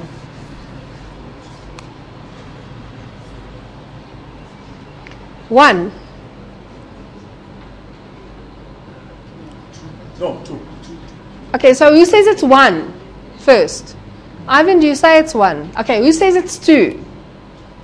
I say it's two. Okay, so the majority of the class says it's two. Okay, so we don't need to do the peer thing where you have to convince your friend why it is not that answer, because you got the right answer. Okay, because the budget is, or your cost estimate is where you get to the cost of the project, and the project charter gives the project manager authority to continue with the project, and in your scope statement, that's where we state what is excluded from the project. Okay. I'm so sad my clickers don't work, because when they work so beautifully. Okay, so the purpose of the work breakdown structure is to divide the project into well-defined tasks, and it then becomes the basis for everything else that happens after that. For your schedule, your budget, your resource requirements, your responsibility assignments, your risk management, even your quality will go back to the work breakdown structure. Even your change control will go back to the work breakdown structure. Okay, so the work breakdown structure is the heart of your project. So it's very important to get that right. So here is, and the drawing up of a work breakdown structure is more an art than a science. And if I draw up a work breakdown structure and Alina draws up a work breakdown structure, we will probably come up with something that looks a little bit different. But as long as all the work is contained, nobody can say mine is better than hers. Right, so it's about making sure that you contain all the work. Okay, so here we have an example for a house. So there's the site, and there's work that needs to be done on the site. Then there's the living unit, which has a basement, the structure, the interior, and then the structure is made up of the floor, the roof, and the walls. You can see this is an American house, because we don't normally have basements. We find other places to hide the bodies. And then it's got a garage, And then there is some overhead and administration that we need to do. What? Don't you hide the bodies? That's not very good. You should hide the bodies. I'm saying this on YouTube. Okay. Okay, so how do we draw up a work breakdown structure? You start with a statement of work and the requirements.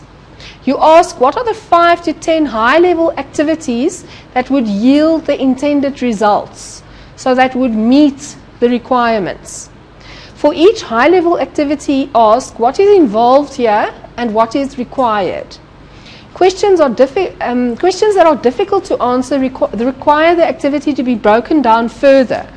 Because if we can't answer what must we do, then we probably have to say, okay, let's split this into smaller packages. So if you look at this house over here, when we got to the structure, and we said, okay, what must be done? We got a little bit demacor because it was frame, roofing, bricks, rough wiring. Okay, maybe it makes sense to put different higher level topics over here, because then it flows more logically. All right. So, does anybody know the program Monk on TV? That detective Monk who has OCD.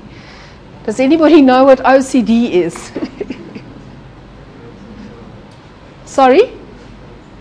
Yeah, it's a mental problem. But so people who have OCD are not good at drawing up work breakdown structures.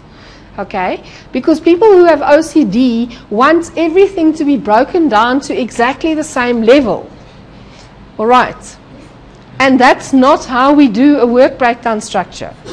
So just because structure is now broken down further into floor, roof and walls, it doesn't mean that we now have to find some 3 things or 2 things that we can break basement down into as well.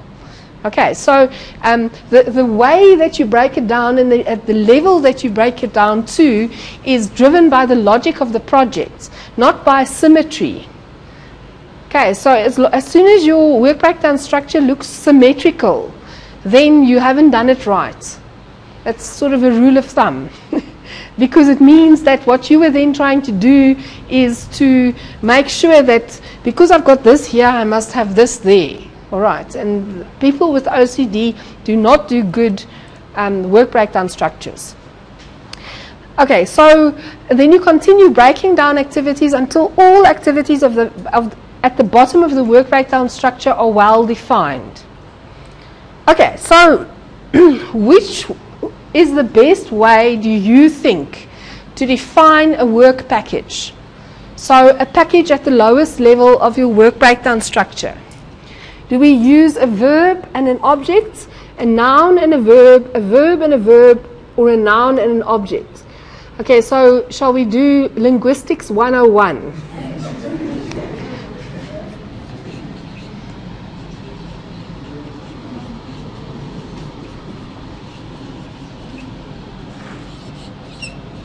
Okay, so there's a simple sentence of animal cruelty. So, why can't I get a different color? So what is that? It's the noun. It's the man. So the person who does it. What's kicks? And what is the poor dog? No. It's the thing being kicked. So it's the object. Okay, so when I want to describe in my work breakdown structure an activity, what do I use? Who says 1?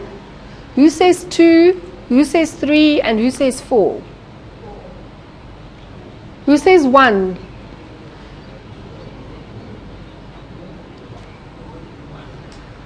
So keep your hands up because I must count. 1, 2, 3, 4, 5, 6, 7, 8, 9, 10, 11, 12, 13, 14. Okay, so 14 say 1. Who says 2? 1, 2, 2 twos. Who says a verb and a verb? No one. The poor verb and a verb. Okay, and a noun and an object. Okay, so there's 1, 2, 3, 4, 5, 6. So we have 6.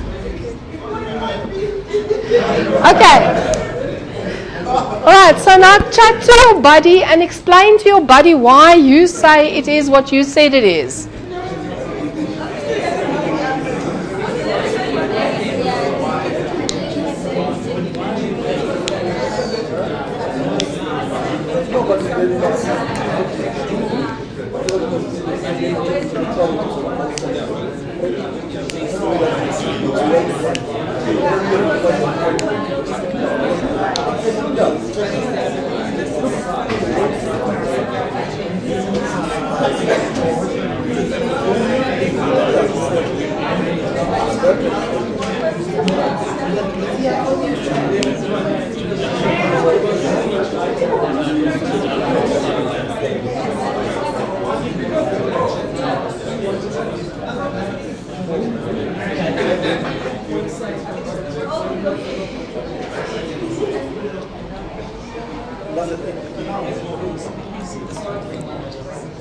Okay, so shall we re-vote? Who says it's 1, verb and an object? Okay, most people now. All right. So that's the right thing because you are defining work. So build the wall, dig the foundations, write the software. So we don't have just write what? Okay? And we don't just have software. What software? Delete the software, test the software. Do you understand what I'm saying? So at the lowest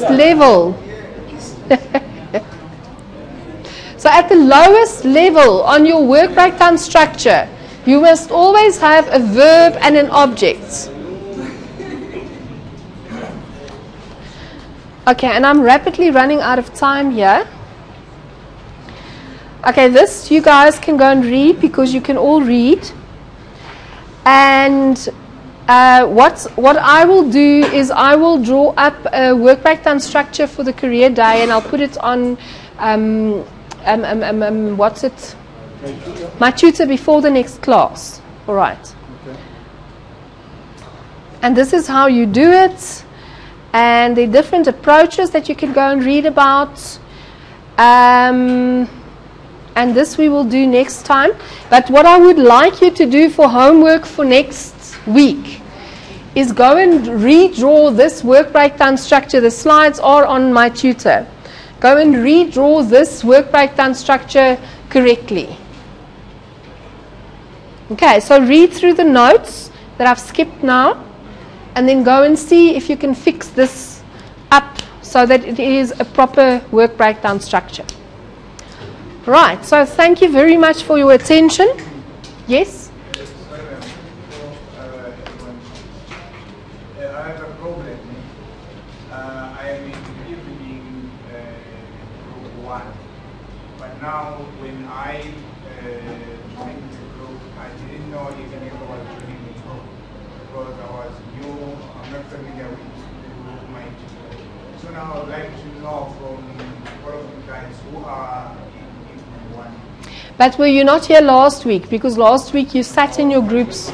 Okay, so that's the, where's the, oh, here it is. Okay, now the group numbers aren't here. Oh, there it is, sorry. Okay, send me an email, and I will then email you the email addresses of everybody that's in group 1. Okay, or otherwise you guys can all meet outside. There's already 5 of you. Okay, so you were kicked out of group 1 then. Which group doesn't have 5 people? Okay, so group 4 is 4. All right. So, is it Mr. Ratsiku? Sorry? Are you Mr. Ratsiku? What's your surname?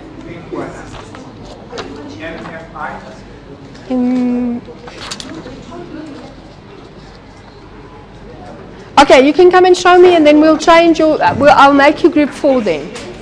So you'll be group 4, and then just send me an email, and I'll email you all the names. All right. Clickers back, please.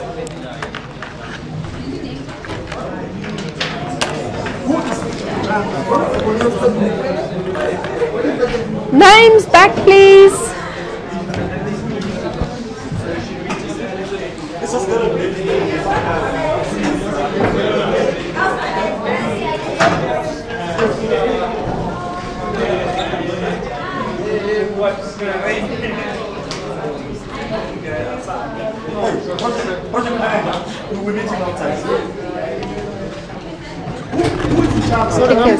Yes? The reason why I crashed this, I crashed it even last week. I Oh, wrote my okay. email the correct way, but it came the Oh, same. okay. Sorry, she Yeah. must have missed it. No, it's okay. I will smack her behind the head and say, fix this.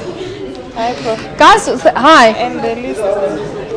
I'm on group 3, and we don't have group 3. I'm here, but it's still on group 3. We're supposed to be 4. Is that you? Yes. Okay. It's 4. All right, I'll go fix it. Ah, thank you. Thank you.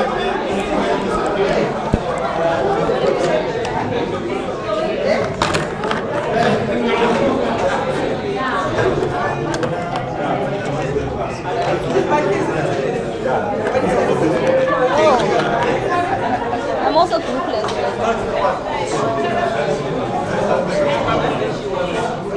7, okay. Were you here last week? No, I was also not here. Okay, I will see which group doesn't has 4, and then I'll put you in the group and send me an email. Then I will send you the email addresses. So it's this one. Okay, and you are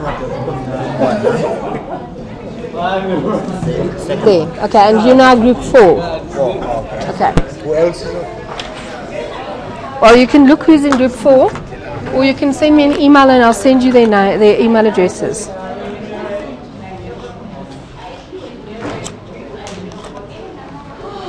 Are there any more clickers and any more names?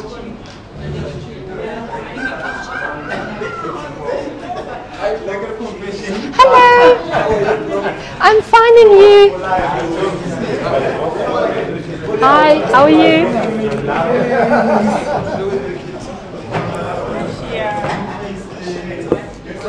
Oh, I'm fine. Sorry? Quickly run through the research process and proposal.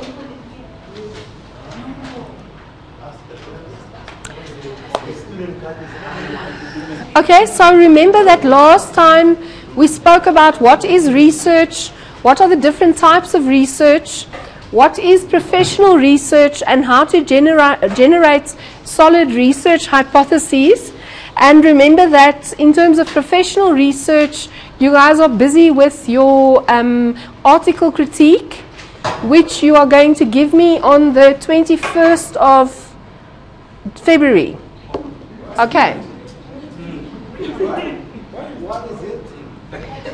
Your first group assignment is an article critique, which is on my tutor, where you have to look at the things that we did in theme 1 in terms of how to look at research and decide if it's good or not. Okay. Yes?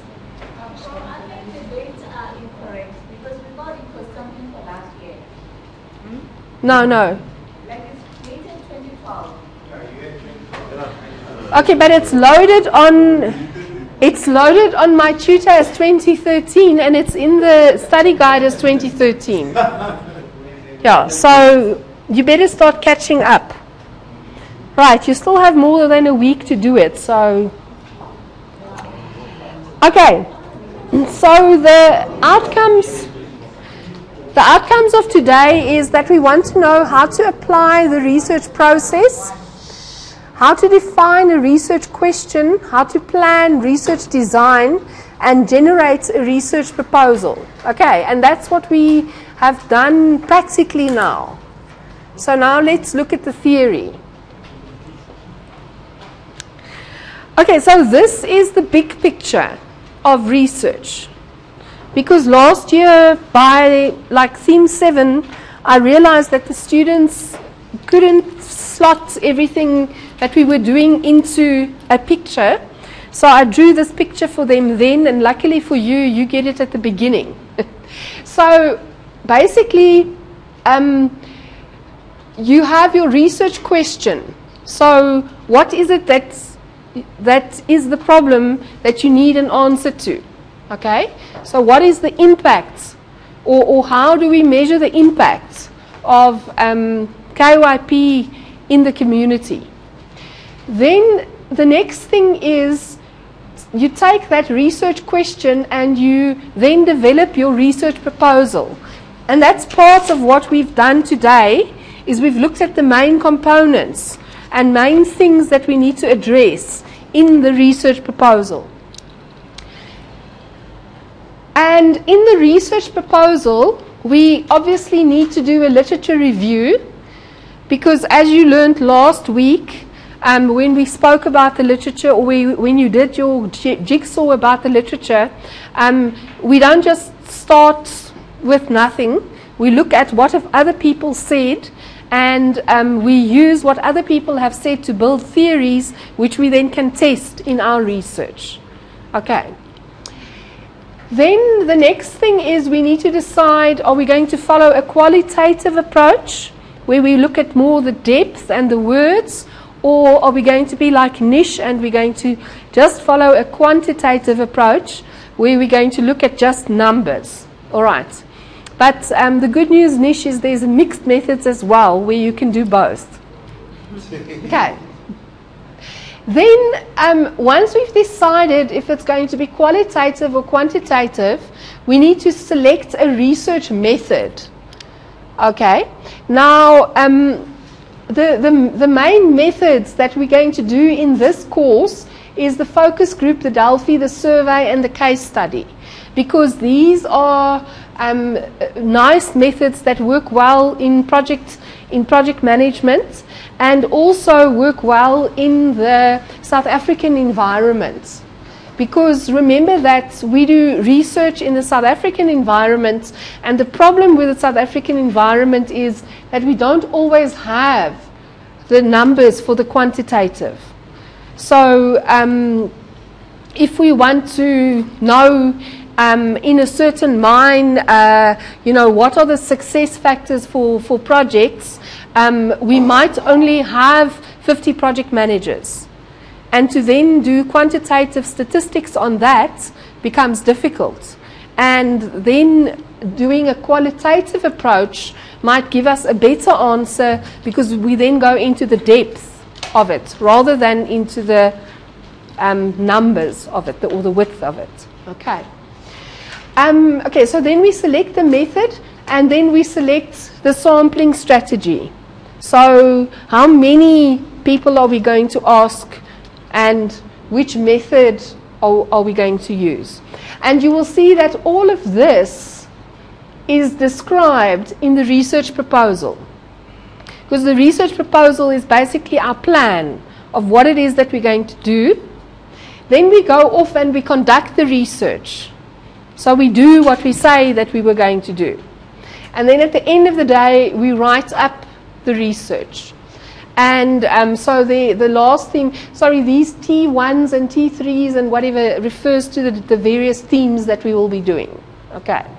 And so the write-up the research is then basically, if you're doing a master's, your final dissertation, if you're doing a doctorate, your thesis, if you're doing research in your environment, the management reports, or the article that you might publish, or the conference presentation that you might do. Okay, so that's the writing up of the research. Okay, so this is not how we do research. So you see, he says that there's all these numbers, then a miracle occurs, and then this happens. Okay. And he says, I think you should be more explicit here in step 2. Okay. And very often what happens is this miracle that occurs here is where the researcher starts biasing the research by coming up with a solution and saying that's the solution.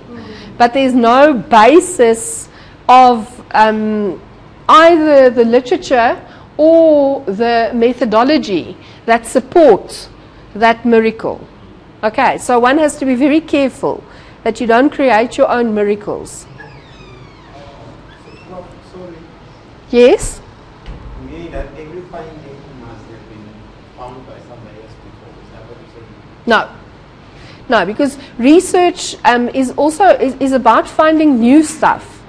But we are living in the information age. So most of the research that we're going to do is based on stuff that other people have done. Okay, I mean, if you think about any topic in project management, there is something that exists. So you can't just ignore that. And because firstly, you might commit plagiarism without realizing it, because you might now say that was my idea, but somebody already published it in 1990. Okay, so that's why it's important to read and to see what other people think. All right, and secondly, you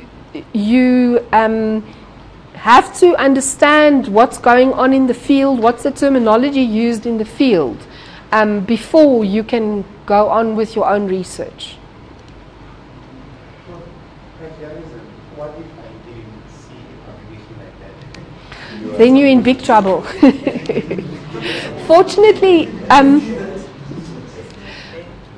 Fortunately, these days we have software like Turnitin that we put our work through, and that then helps us to find if there's something like that. Okay, but yeah, but I mean it does happen, and I mean in the past there's very famous stories of Edison and another guy that came up with the concept of the light bulb together, and Edison got the credit because he got to the patent office first. You know, so yeah, so and it does happen that I mean, like for example, the development of the atom bomb. The Americans and the Germans were at war with each other, and yet both developed. Okay, and there was espionage and stuff that happened, but there was parallel thought that was happening. So that does happen. So what is language not a problem? Like language. Yes. Chinese with their strange letters. Yeah, well, that is plagiarism, and there is a new policy at the moment that they're busy finalizing for TUT on plagiarism, and I'll make it available to you guys when it's final. And one of the things it does say is that plagiarism is also if you take something that somebody has written in another language and you translate it and you then make as if it's your idea. So plagiarism is more about passing off somebody else's idea as your own. As long as you recognize that somebody else started thinking like this, and because they started thinking like this, you started thinking like that. That's what it's about. Okay. But there will also be some discussion on plagiarism in the library. Okay.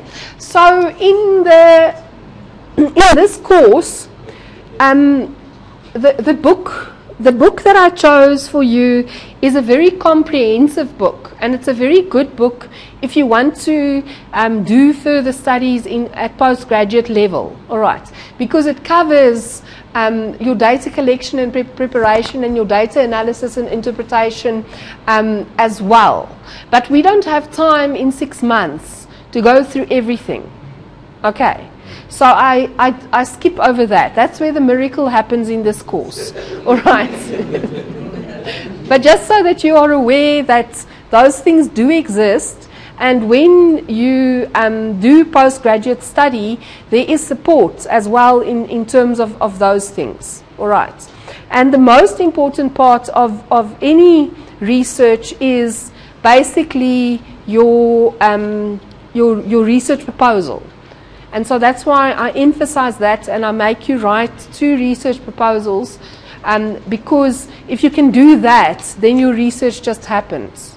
Okay, and then any statistician or anybody with Nisha's mathematical mind can help you to come to conclusions. But if you don't know how to formulate the problem and how to get to what is actually the problem. Okay, so here you can see that the kitty has proven gravity again. See, so Kitty should have read read Newton and should have referenced Newton. Otherwise, Kitty is committing plagiarism. Okay, so here is clarifying the research question, which is what we've been doing today. So first, what is the management dilemma? And then what is the management question? Okay, so what is the dilemma? Why is management feeling uncomfortable and they want something to be done? All right. What was the example you sent me again? About the production demand. Yes. Why can't they meet the production demand? Yes. So that's what's making management feel uncomfortable. And then you said the management question is? Should they outsource? Okay, so should they outsource? And then what is the research question? The research question was, will outsourcing improve the turnaround time? Okay. And improve the efficiency around the production? Okay, so do you see that management has this dilemma and question, but they need somebody to do proper research, because otherwise what happens is management shoots from the hip and they say let's outsource. Okay, but they haven't done the research and they haven't translated their dilemma and their question into a research question. Okay, and then the other thing about a research question is that it takes a while to refine. Okay, and the more you read and the more you think about it, sometimes people start out with one question, and by the time they write their thesis, the question has completely changed. Okay, but it doesn't mean that the research was bad. Okay, it just means that by thinking and by applying themselves, they got to a better question. All right. Okay, so this is what our brilliant Einstein said. The formulation of a problem is far more often essential than its solution, which may be merely a matter of mathematical or experimental skill. To raise new questions, new possibilities, to regard old problems from a new angle requires creative imagination and marks real advance in science. Okay, so it's about looking at things from a different perspective and trying to find better answers, and especially in terms of business research. I mean, look, we're not splitting atoms and doing brain surgery and sending rockets to the moon, you know. We're not rocket scientists, but we need to be able to do research in our environment to improve our environment.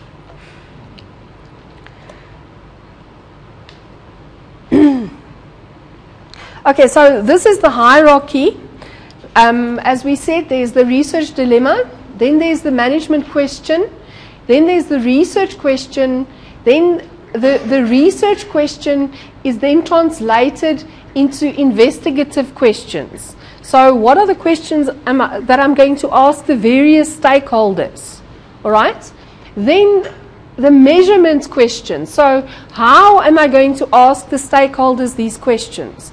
Am I going to say to them on a scale, a Likert scale of strongly agree to strongly disagree, are our projects successful? Do you understand what I'm saying? Or am I going to say to them, in the past 6 months, how many successful projects have you worked on? Do you see? It's the same type of question, but it gives you a different type of answer. Yes? How do we see that the questions that they are asking? Okay, hang on. We'll get to that. Okay. Yeah, you're jumping like about 3 lectures ahead. So we'll get there. This is just to sketch the background and to give you the feeling of how the process works. Okay. So the research dilemma: what symptoms cause management concern? What environmental stimuli raise the researcher's or the manager's interest? Then, I must go the other way. How can management eliminate the negative symptoms? How can management fully capitalize on an opportunity? So, should we outsource? Okay. What plausible courses of action are available to management to correct the problem or take advantage of the opportunity? So, that's the research question. Then, what does the manager need to know to choose the best alternative from the available courses of action?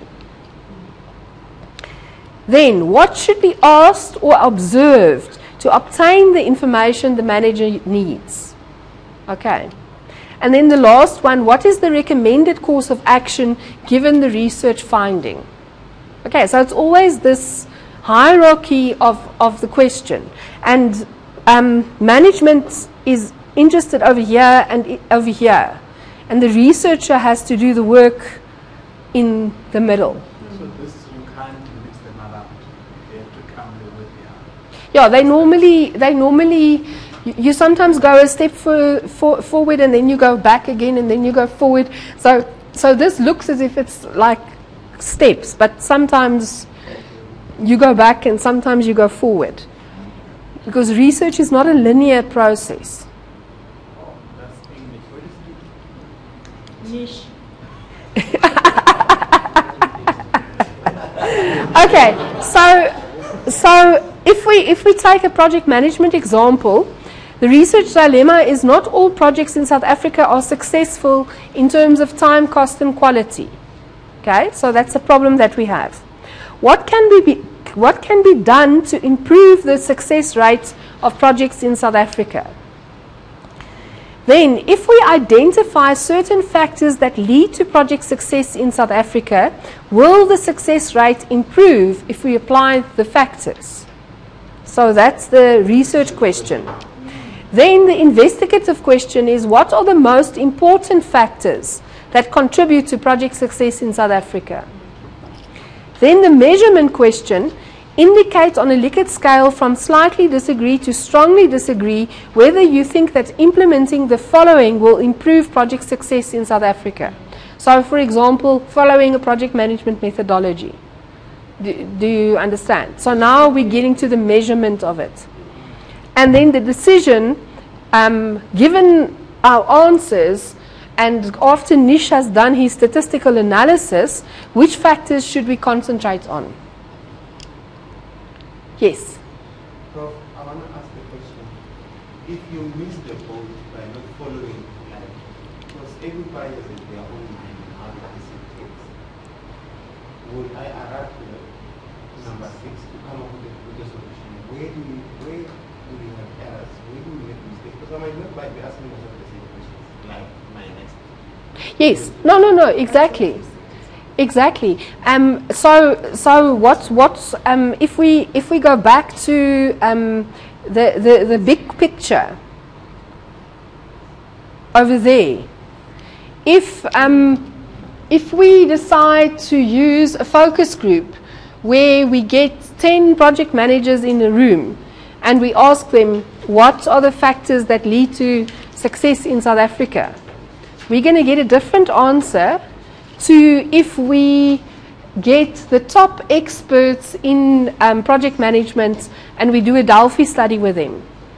And we will get a different answer to if we send a survey to 2,500 project managers in South Africa. And we will get a different answer to if we go and do a case study in the mines. All right. So, research is context driven. But if you use multiple methods and you combine these methods, you should get to a better answer at the end of the day. And good research never has the final answer, because good research always recommends what should be done next. That's the beauty of research. Yes, that's because the thing is, no study is perfect.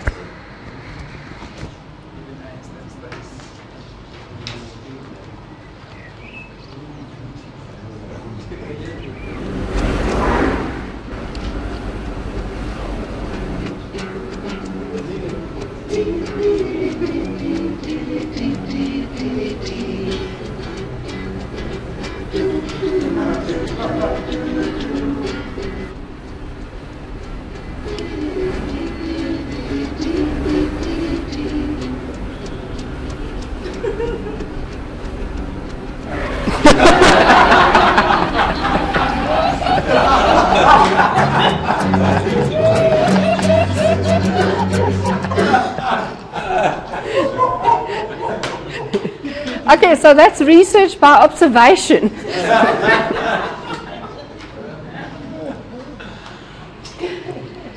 Okay, so as we've said, getting to a good research question takes several iterations. And if the research question is poorly defined, the researcher will not be able to identify suitable sub-questions. Okay, so if you look at your question and you say, okay, but now I don't know how to measure this, then your question isn't good enough.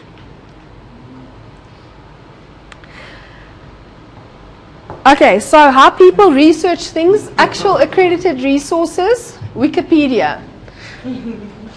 In academic research, if you use the Wikipedia, in my class you will automatically get 0 for your literature review.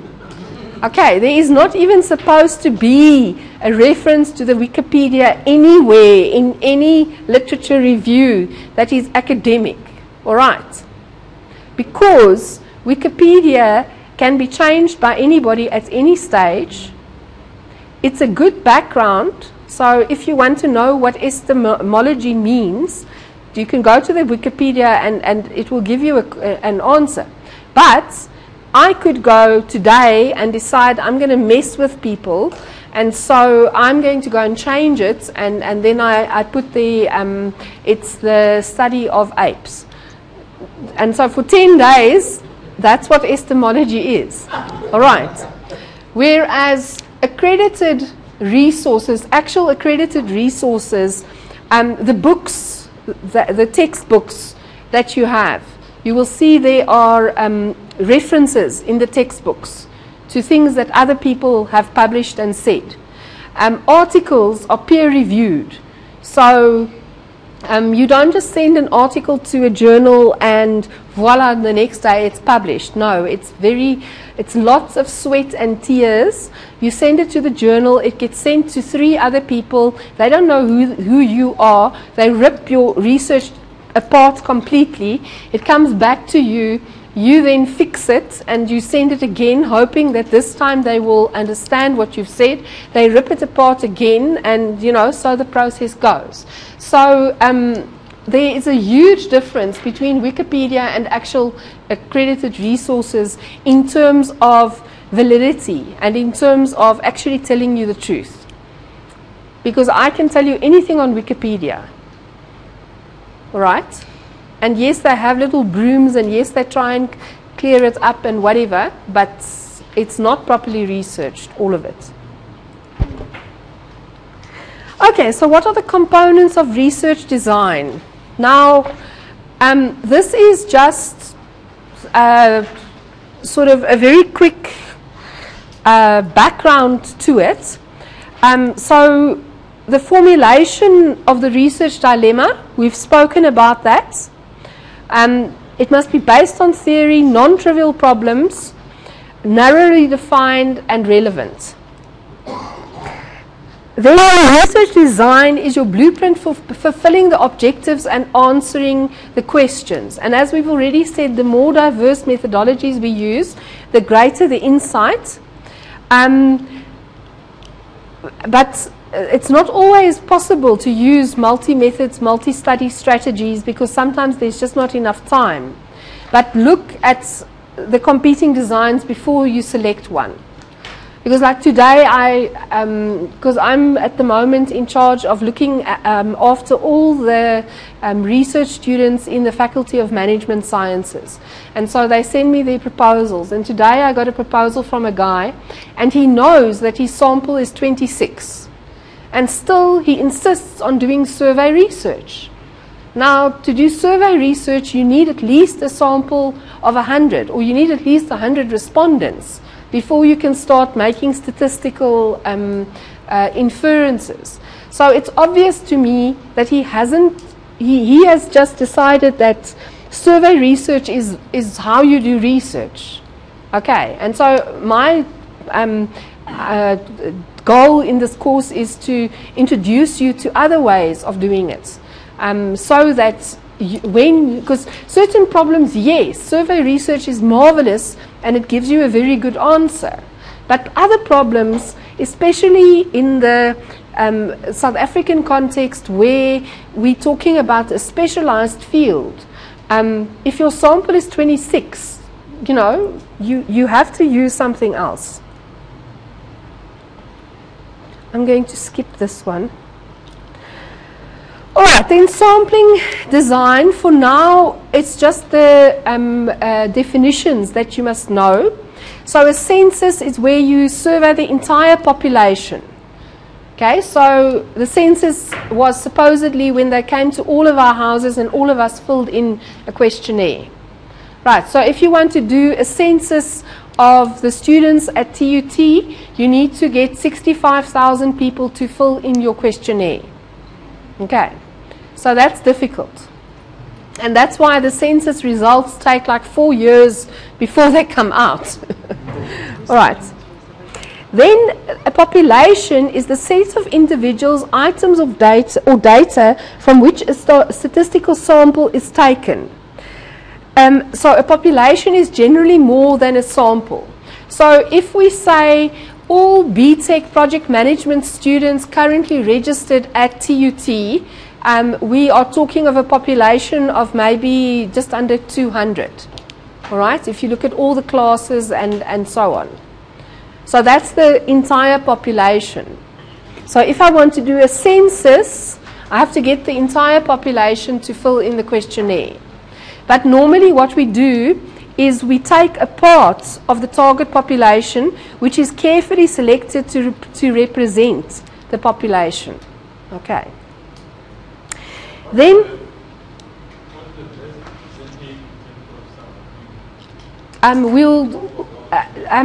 there is a whole lecture on sampling. Okay, it's after the libraries, then we'll do sampling. Okay, so this is just to get you to know the terminology. Okay, so pilot testing is very, very important. This is where you simulate the procedures and protocols of data collection. So if you are sending out a questionnaire to people, which is self-administered, so they sit behind the computer and they go tick, tick, tick, tick, tick, you get somebody who has the necessary expertise to sit behind the computer and go tick, tick, tick, tick for you, and then to say to you, okay, I didn't understand that question. You made a spelling error over there. What the hell are you trying to say here?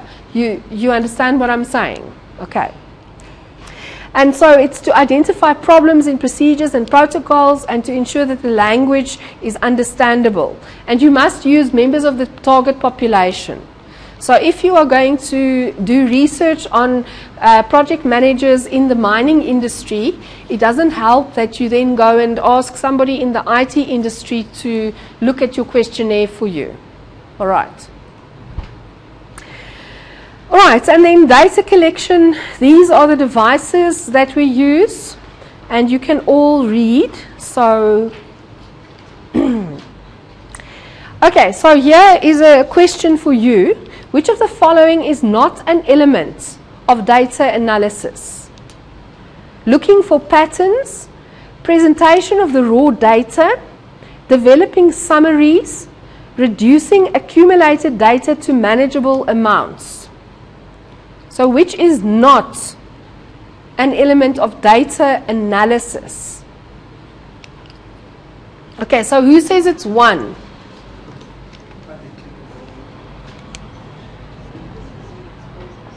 The clickers are not working. I must get them working. Who says it's one? Nobody. Who says it's two? Okay, we've got 1, 2, 3, 4, 5. 5.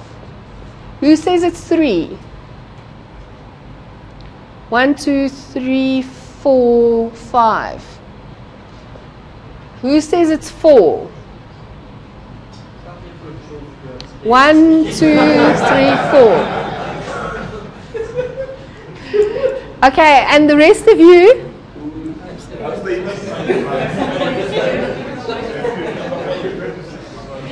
Okay, so now quickly tell your neighbor why it is the one you think it is, even if you abstained.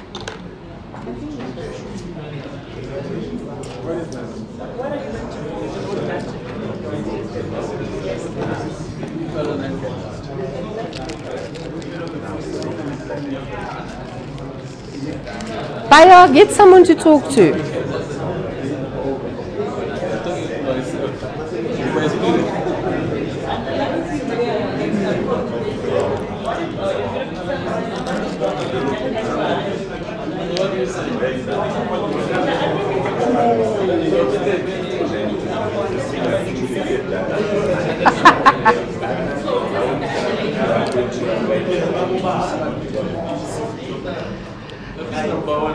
There's no data. All the three, there's data. Well, developing summaries. Number one, looking for patterns in your patterns.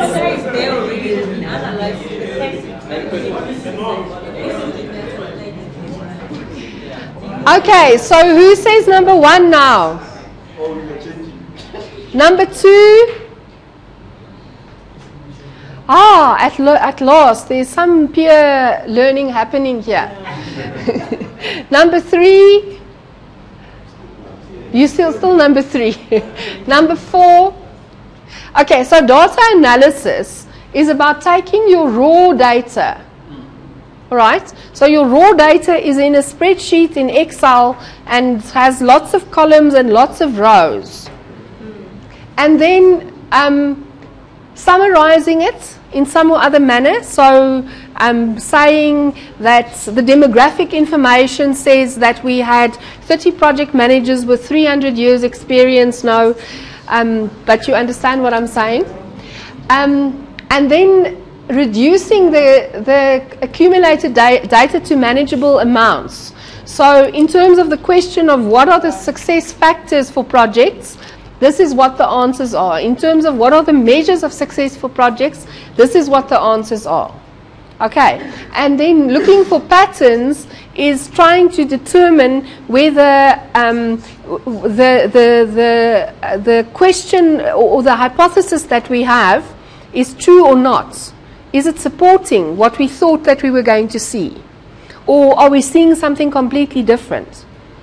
Okay, so we might say that project managers under the age of 30 will say that following a project method, a structured project management methodology is a waste of time. And then when we look at our data, we find that project managers up to the age of 40 say it's actually a good thing, and then after the age of 40 they say it's a waste of time. Do you understand? So that's the patterns that you look for.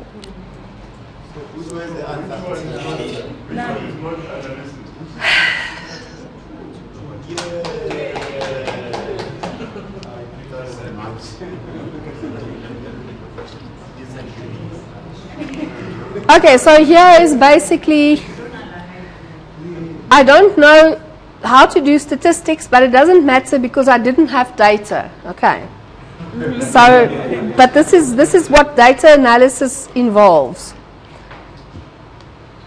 Okay, so what is the purpose of the research report? It summarizes the results of the research for the reader. It's for publication. It's to get the degree. It's to follow the template. Okay, who says it's 1? Alright, so you're all awake still? Because 1 is the right answer. The other things might or might not happen, but it's basically to summarize the results for the reader. Okay, so that's basically what that says. Then the research proposal, he has a very good proposal over there. All right. He's very honest. I like him. He's honest. Okay, and so the thing that we've already spoken about is that research is not a linear process. So you start out over here, and you then have a map, which is your research proposal. And the ideal is to stick to that road on the map. But why are we doing research? Because we don't know what the answer is. Okay, so as we go along, we might realize, okay, we have to take this little road over here and then go back there and go that way, and then, do you understand what I'm saying? But the proposal has to give us the outline, has to give us the map, generally, that says that we start here and we want to end somewhere there. Okay, does that make sense? Yes. All right, then this is basically just a process which you can go and read, and this is the process that you should follow for your work proposal that you're going to write. So you need to speak to your manager, find out what the problem is, and get your manager to help you to refine your research question. Sorry?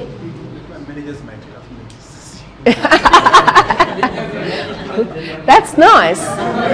That's nice, because at least the manager then understands. Yes, already a management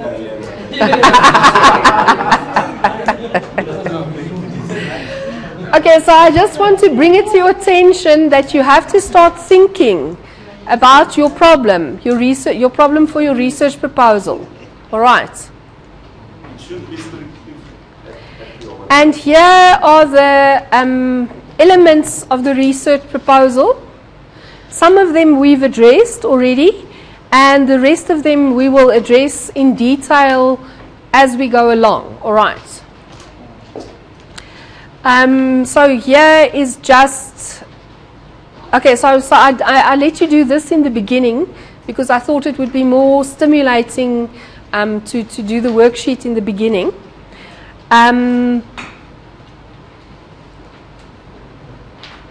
What's happening here? Oh. Okay, and this is basically what we did. This is the literature review that we did in detail last week. See, next week, but it was last week. And we've spoken about the importance and the benefits of the study. Okay. And this is what is coming. So the research design, what are the methods that we should use, and what are the questionnaire, what are the instruments that we're going to use. So that's coming. And then the data analysis is also coming, but not in a lot of detail. And then the last thing which I want you guys to do is to write an abbreviated CV detailing your qualifications that you can use to attach to a research proposal.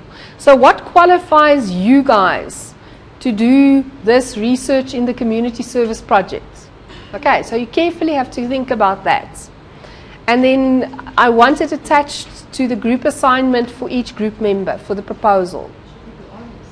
Yes. Only one person see All of you. So if there are 5 people in the group, there must be 5 CVs. No, the real one.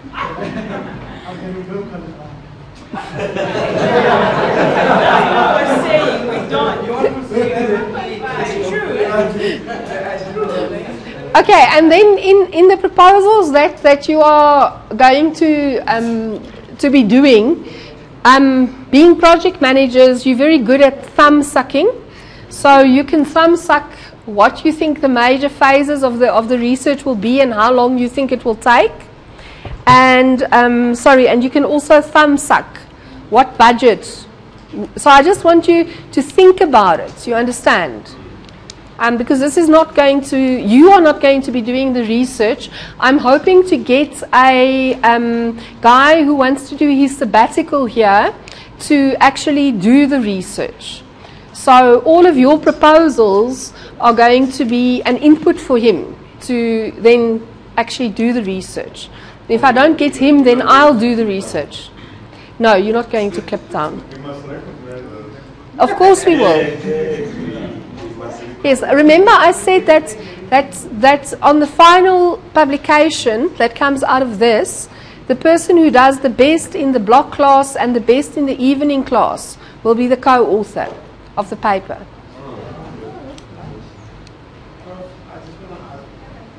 Is this called statistics? Because some of these things will require a lot of statistics to understand.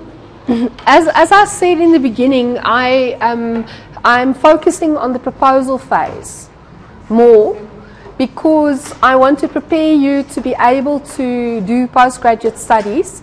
And when you get to the point of actually doing those studies, there are people in the university that will help you with the statistics and stuff like that.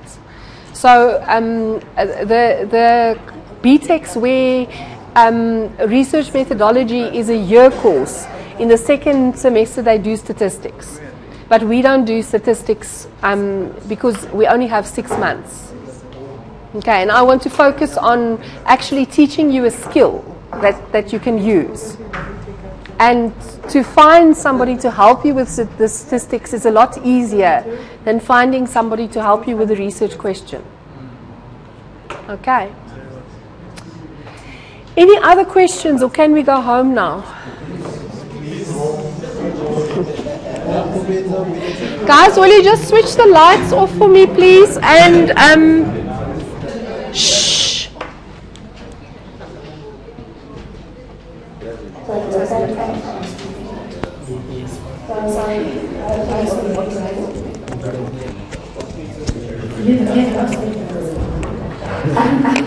What would you like to do?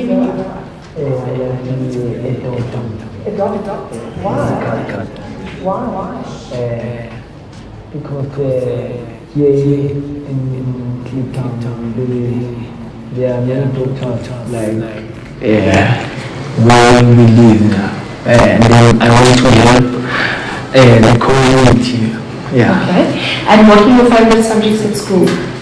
It's math and science. Okay. And you're doing biology as well? Yes. Oh, okay. Because you must do one of those 3 to become a doctor. You know that? Yes. Okay. And then what do you like to do for fun? For fun, I like to do campus dance. Oh, so you're part of the cultural program? Yes. Oh, all right. And if you could be anything for one day, what would that be? If you could be anything for one day, what would you do? I would be happy, ma'am, for that day. You would be happy for that day? Yes. Okay. That's a very good answer. So thank you very much for chatting to us. Thanks. And we'll start our next year and we'll do the career day. Thanks, ma'am.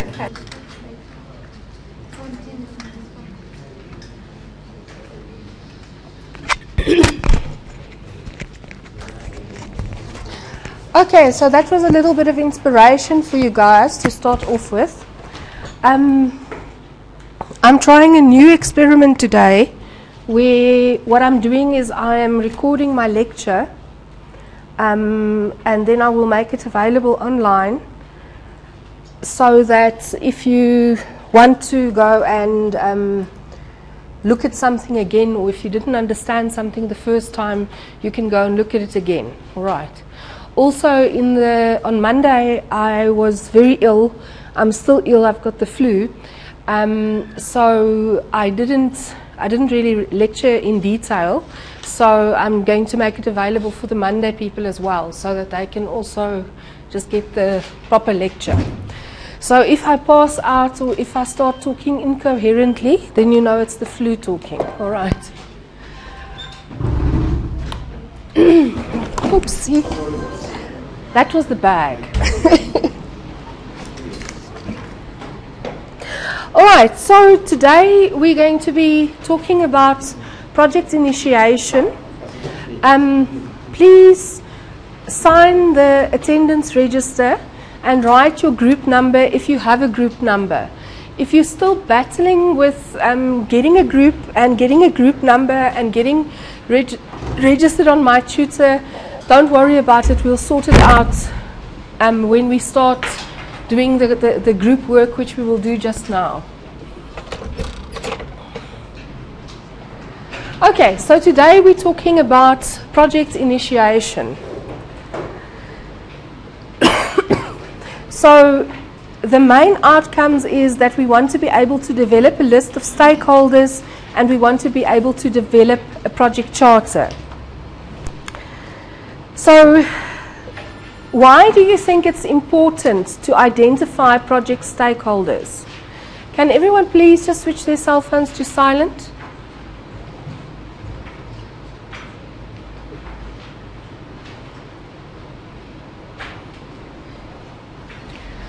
Why do you think it's important to identify project stakeholders?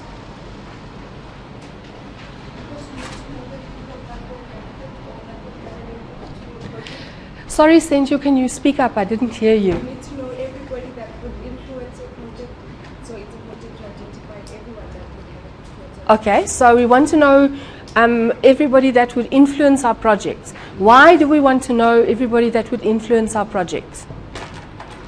Kenny? Sorry? So, for the sake of involving them to meet the goals. Okay. Jeremiah?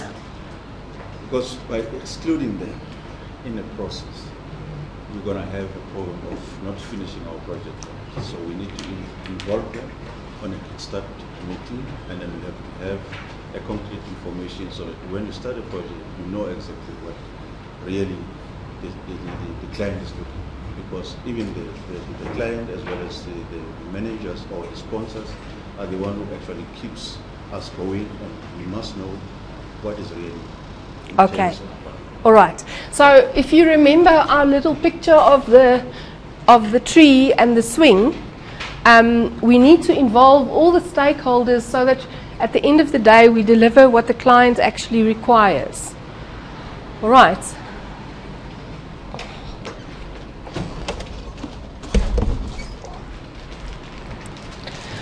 Okay, but so now how do we go about identifying project stakeholders?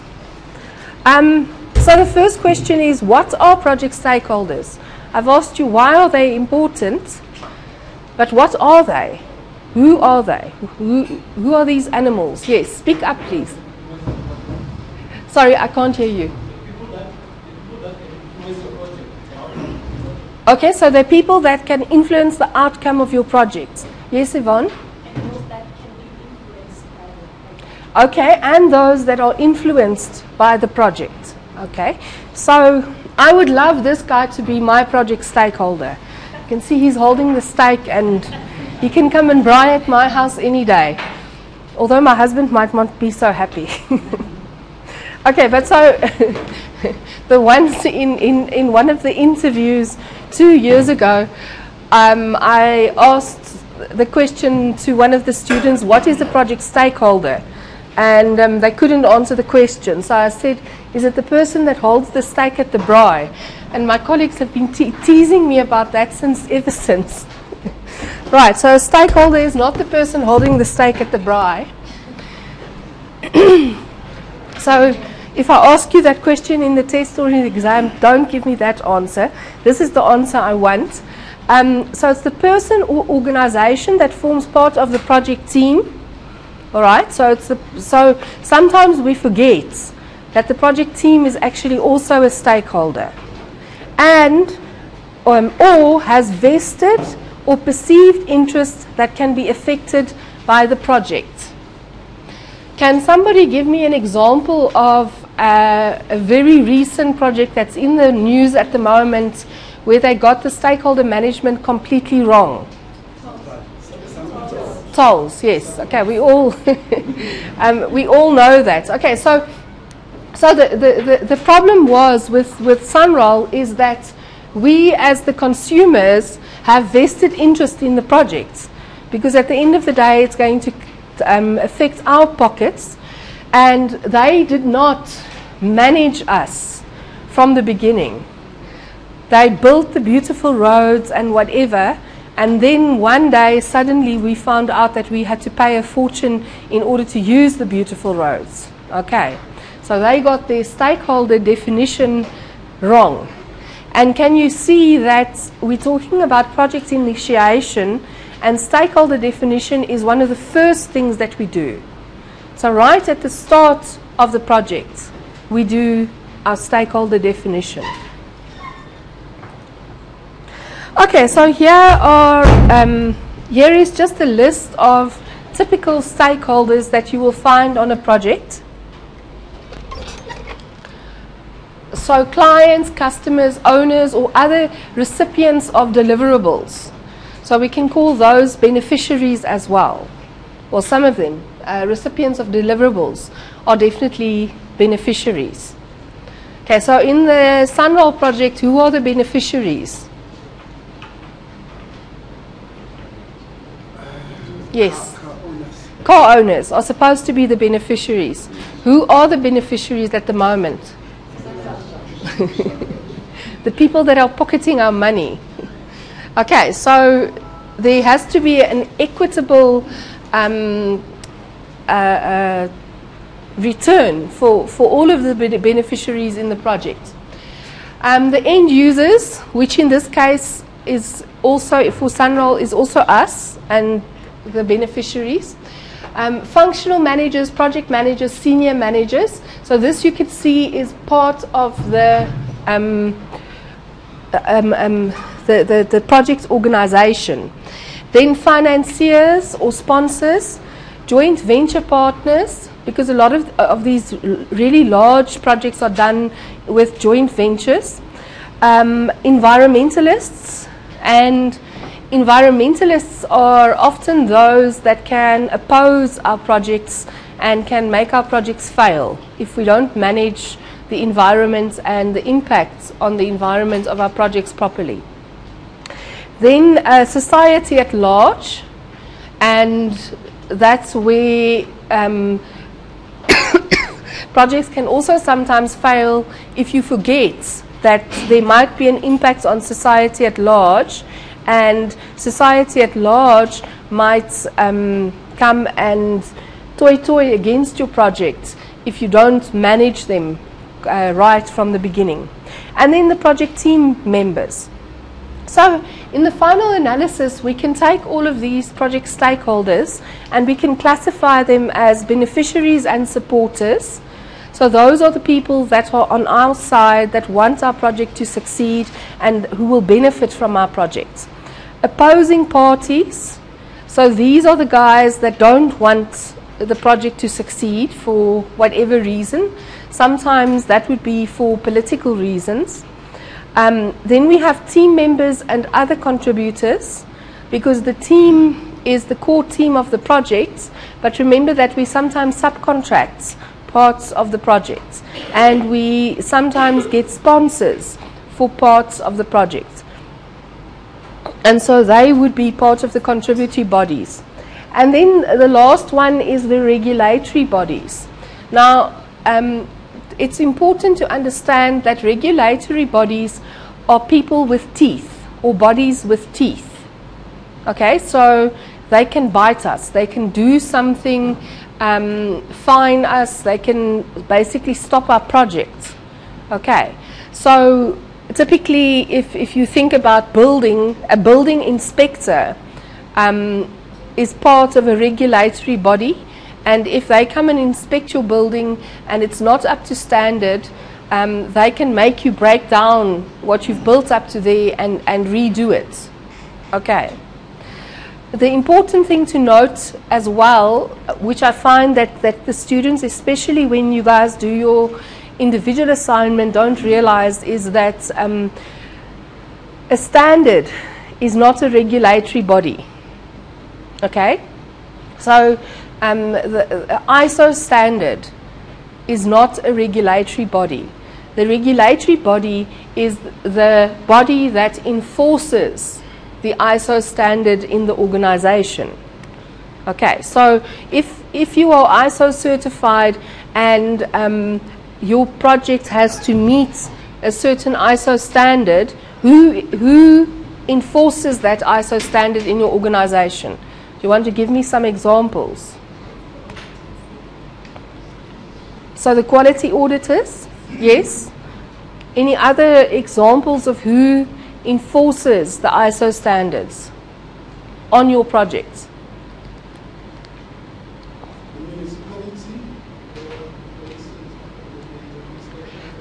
Sorry, Sapiwe, can you talk up?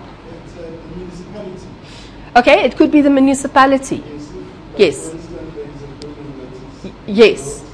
Yes. Okay. But so the point I'm trying to make is, remember that a regulatory body is somebody with teeth, and it's not a piece of paper, because a piece of paper can't bite you. It can only give you paper cuts. Right. And a regulatory body is like a crocodile. It has teeth. Okay, so in the Gautrain project, which of the following would not be stakeholders? Tourists to the USA from Europe, homeowners near the Gautrain route, the project team, the South African public.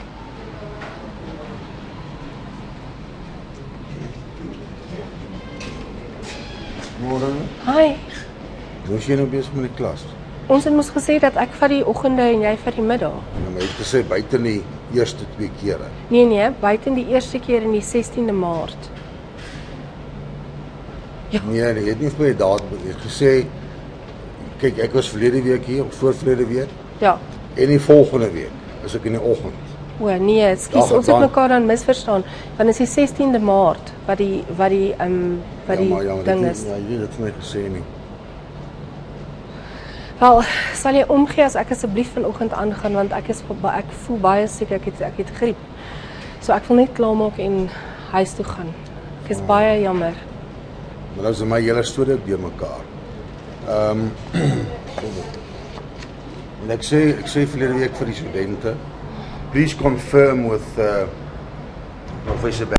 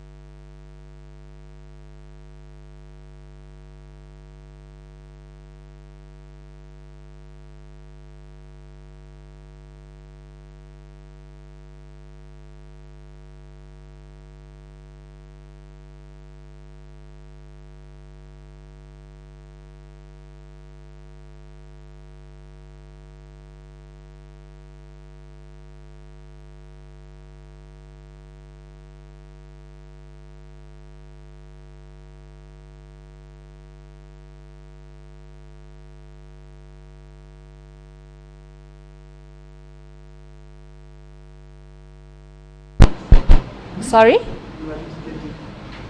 I'm going to lecture today until 11, and then Mr. Heinemans is going to lecture. It just means that some of the group work that you were meant to do in class, you're going to now have to do outside of class. So you can always stay afterwards and do your group work. Okay.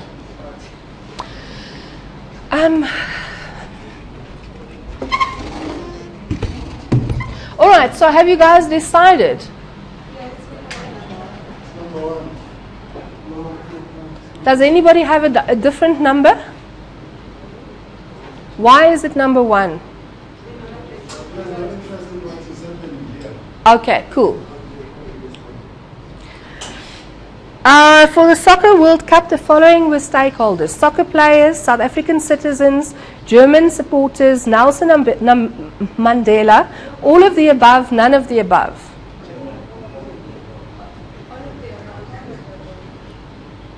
Okay, so who says it's 1? Put up your hand. 2, 3. Do you say 2? Okay. 3. Okay, 4, 5. Okay, so the majority say it's 5. Or I didn't say 6, 6. Okay, so South African citizens were stakeholders because it was about our country and it was about how our country was being marketed. German supporters definitely were stakeholders because they came all the way from Germany to come and support. And if you remember on the news, there were pictures of these huge screens that they put up all over Germany for German people to go and watch the games, etc., etc. Nelson Mandela definitely was a stakeholder. Unfortunately, he wasn't at the opening match, but he was at the closing match. And he's like one of the icons of South Africa, and he definitely was a stakeholder. Sorry? He was part of the negotiating team. Yes, and he was part of the negotiating team. And he's part of South African citizens. Exactly. Okay, so that's a very interesting remark, Ina, is that sometimes sometimes something like South African citizens is a very broad concept, and Nelson Mandela is also part of that. But sometimes we would like to take him out and make him a specific stakeholder because he has to be specifically managed differently than what we would manage the South African citizens. Okay, because remember, we identify stakeholders because we need to know who they are so that we can manage them. All right. Okay, so then we categorize them according to beneficiaries and supporters, opposing parties, team members and other contributors, and regulatory bodies. And we've already discussed that on the slide, and you will see on the handout that I'm going to give you a little bit later, you know, when you put this into your charter or into your project plan, it's easy if you just use a table like this, because then everybody can see who are the stakeholders and what is their impact or effect on your project. Okay, so when building a house, the municipality would be a beneficiary or supporter, an opposing party, a team member, a regulatory body. Who says it's 1? 2, 3, 4. And the rest of you? Okay, so do you see that the municipality would be the regulatory body because they come and check if everything is fine, and they can bite you because they can make you break the thing down if it's not fine. But they would also be a beneficiary in the sense that, remember, from a rates and taxes perspective, they would benefit financially. Yes, but that's a long term, that's a beneficiary of the product. Yeah, so and that's long term, and what we want to know is for our project, which is now, how does this work? Hi. Okay, on the Going to Mars program, the Mars lander team would be a beneficiary or supporter, an opposing party, a team member, a regulatory body. Okay, so who says it's 1? 2? 3?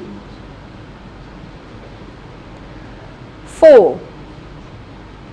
Okay, there's some people here that don't know. I'm meant to have clickers for these questions, but I haven't got the clicker software, so I must just get it, and then from next time we'll do it with clickers. Come in.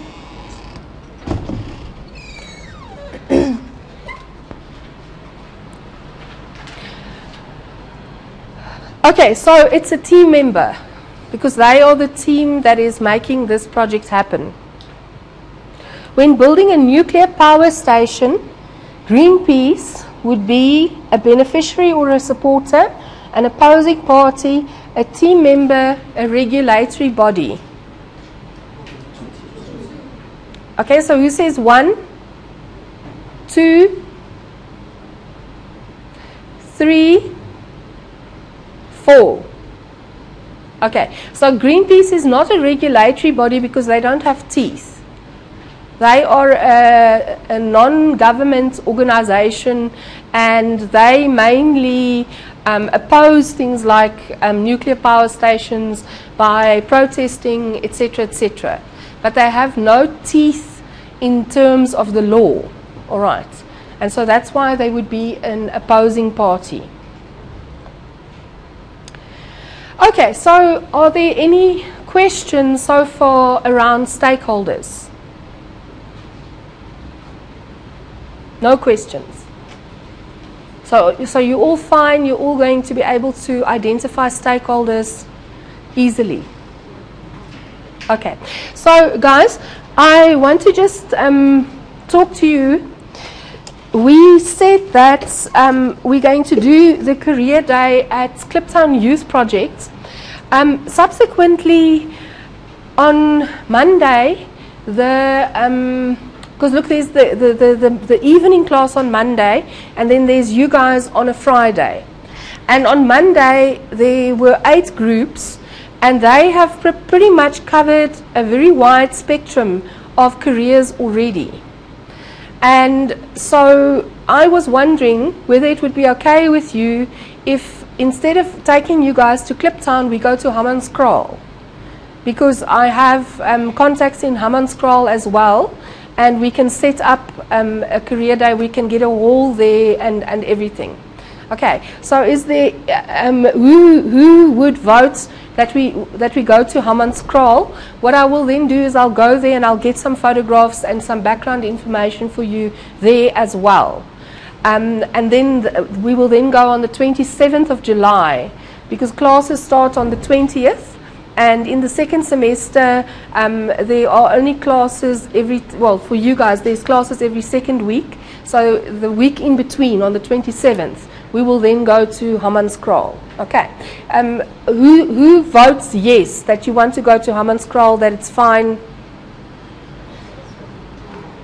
Okay, who doesn't want to go to Hammanskraal? Okay. Fine. So I just thought that then our project actually makes a contribution in two communities, and it then again gives you guys the opportunity to choose careers that you want to choose, because otherwise I would have to put up the list of what has already been chosen, and you would then have to fit in with that, and I think that's not very fair. Okay. All right, so for you guys, the Kliptown will now change to Hammanskraal. I haven't changed it yet on the charter, but at this stage, at the high level planning stage, it's not really that much different. Okay, and so when we go into the detail level, I will get the detail level information. Okay. All right, I'm going to skip this for now. because we're going to look at the high-level charter, which I've written, which has the stakeholders, and then you guys are going to spend some time in your groups looking at the stakeholders and all the other things that are in the project charter. Okay, so a project, yes?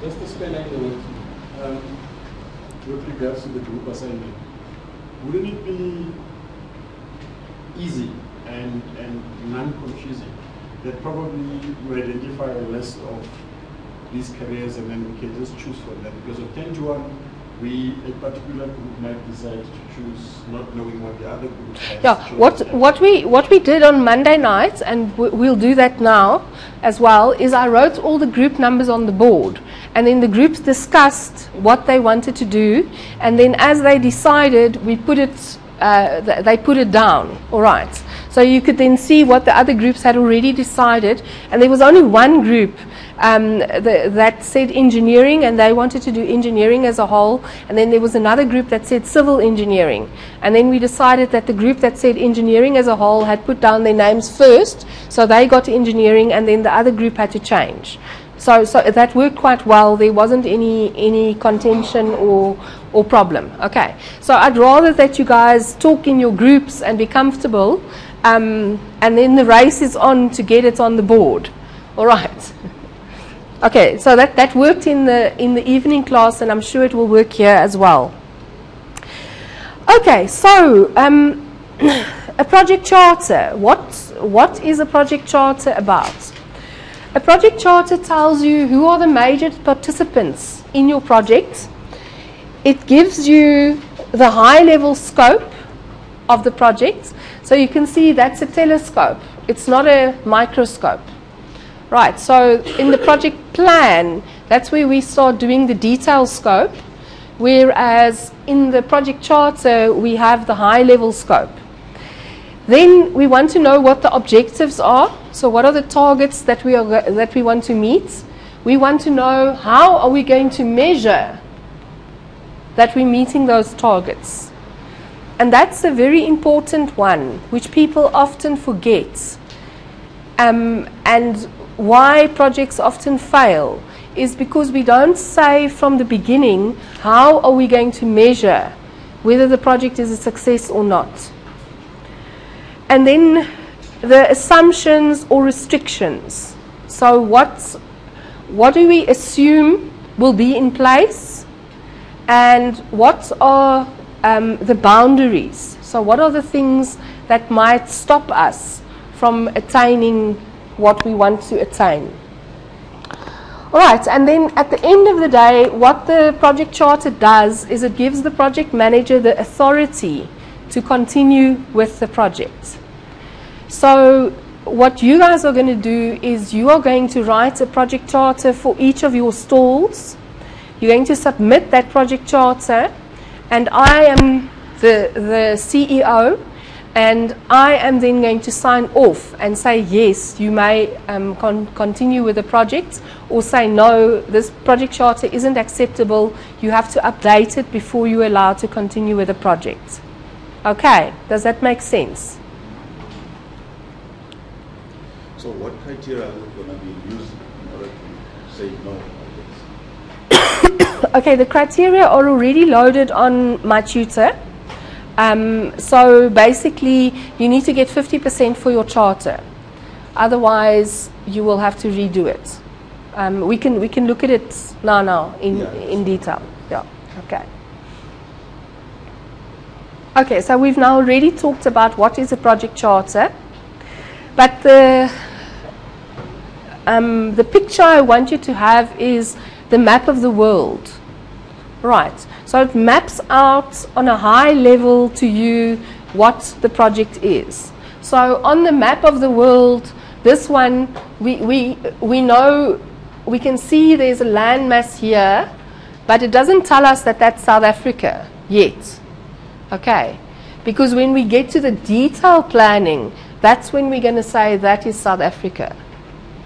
Do you understand what I'm saying? So your project charter is high level. It's not a long document. The one that I wrote for the high level planning is a 3-page document. Okay, so it's not pages and pages and pages, because the detail comes later. The detail comes when we get to the project plan. So it's used to obtain approval from the company CEO, as well as funding from outside organizations, for example, the government. Therefore, all stakeholders and role players and each one's individual objectives must be taken into consideration. And for your stall that you are designing, you might consider getting sponsors somewhere. And so you can use the project charter to go to the sponsors and say, we need a few 100 rand or a few thousand rand so that we can make the stall as nice as possible. All right, so always keep that in mind when you write your project charter. Okay, so it's the definition of what and whom and the justification of why. So what are we doing, for whom are we doing it, and why are we doing it?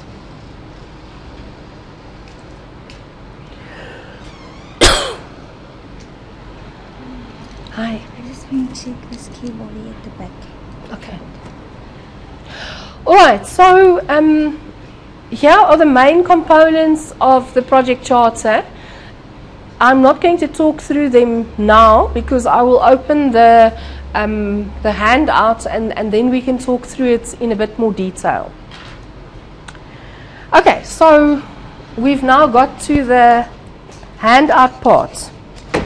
So,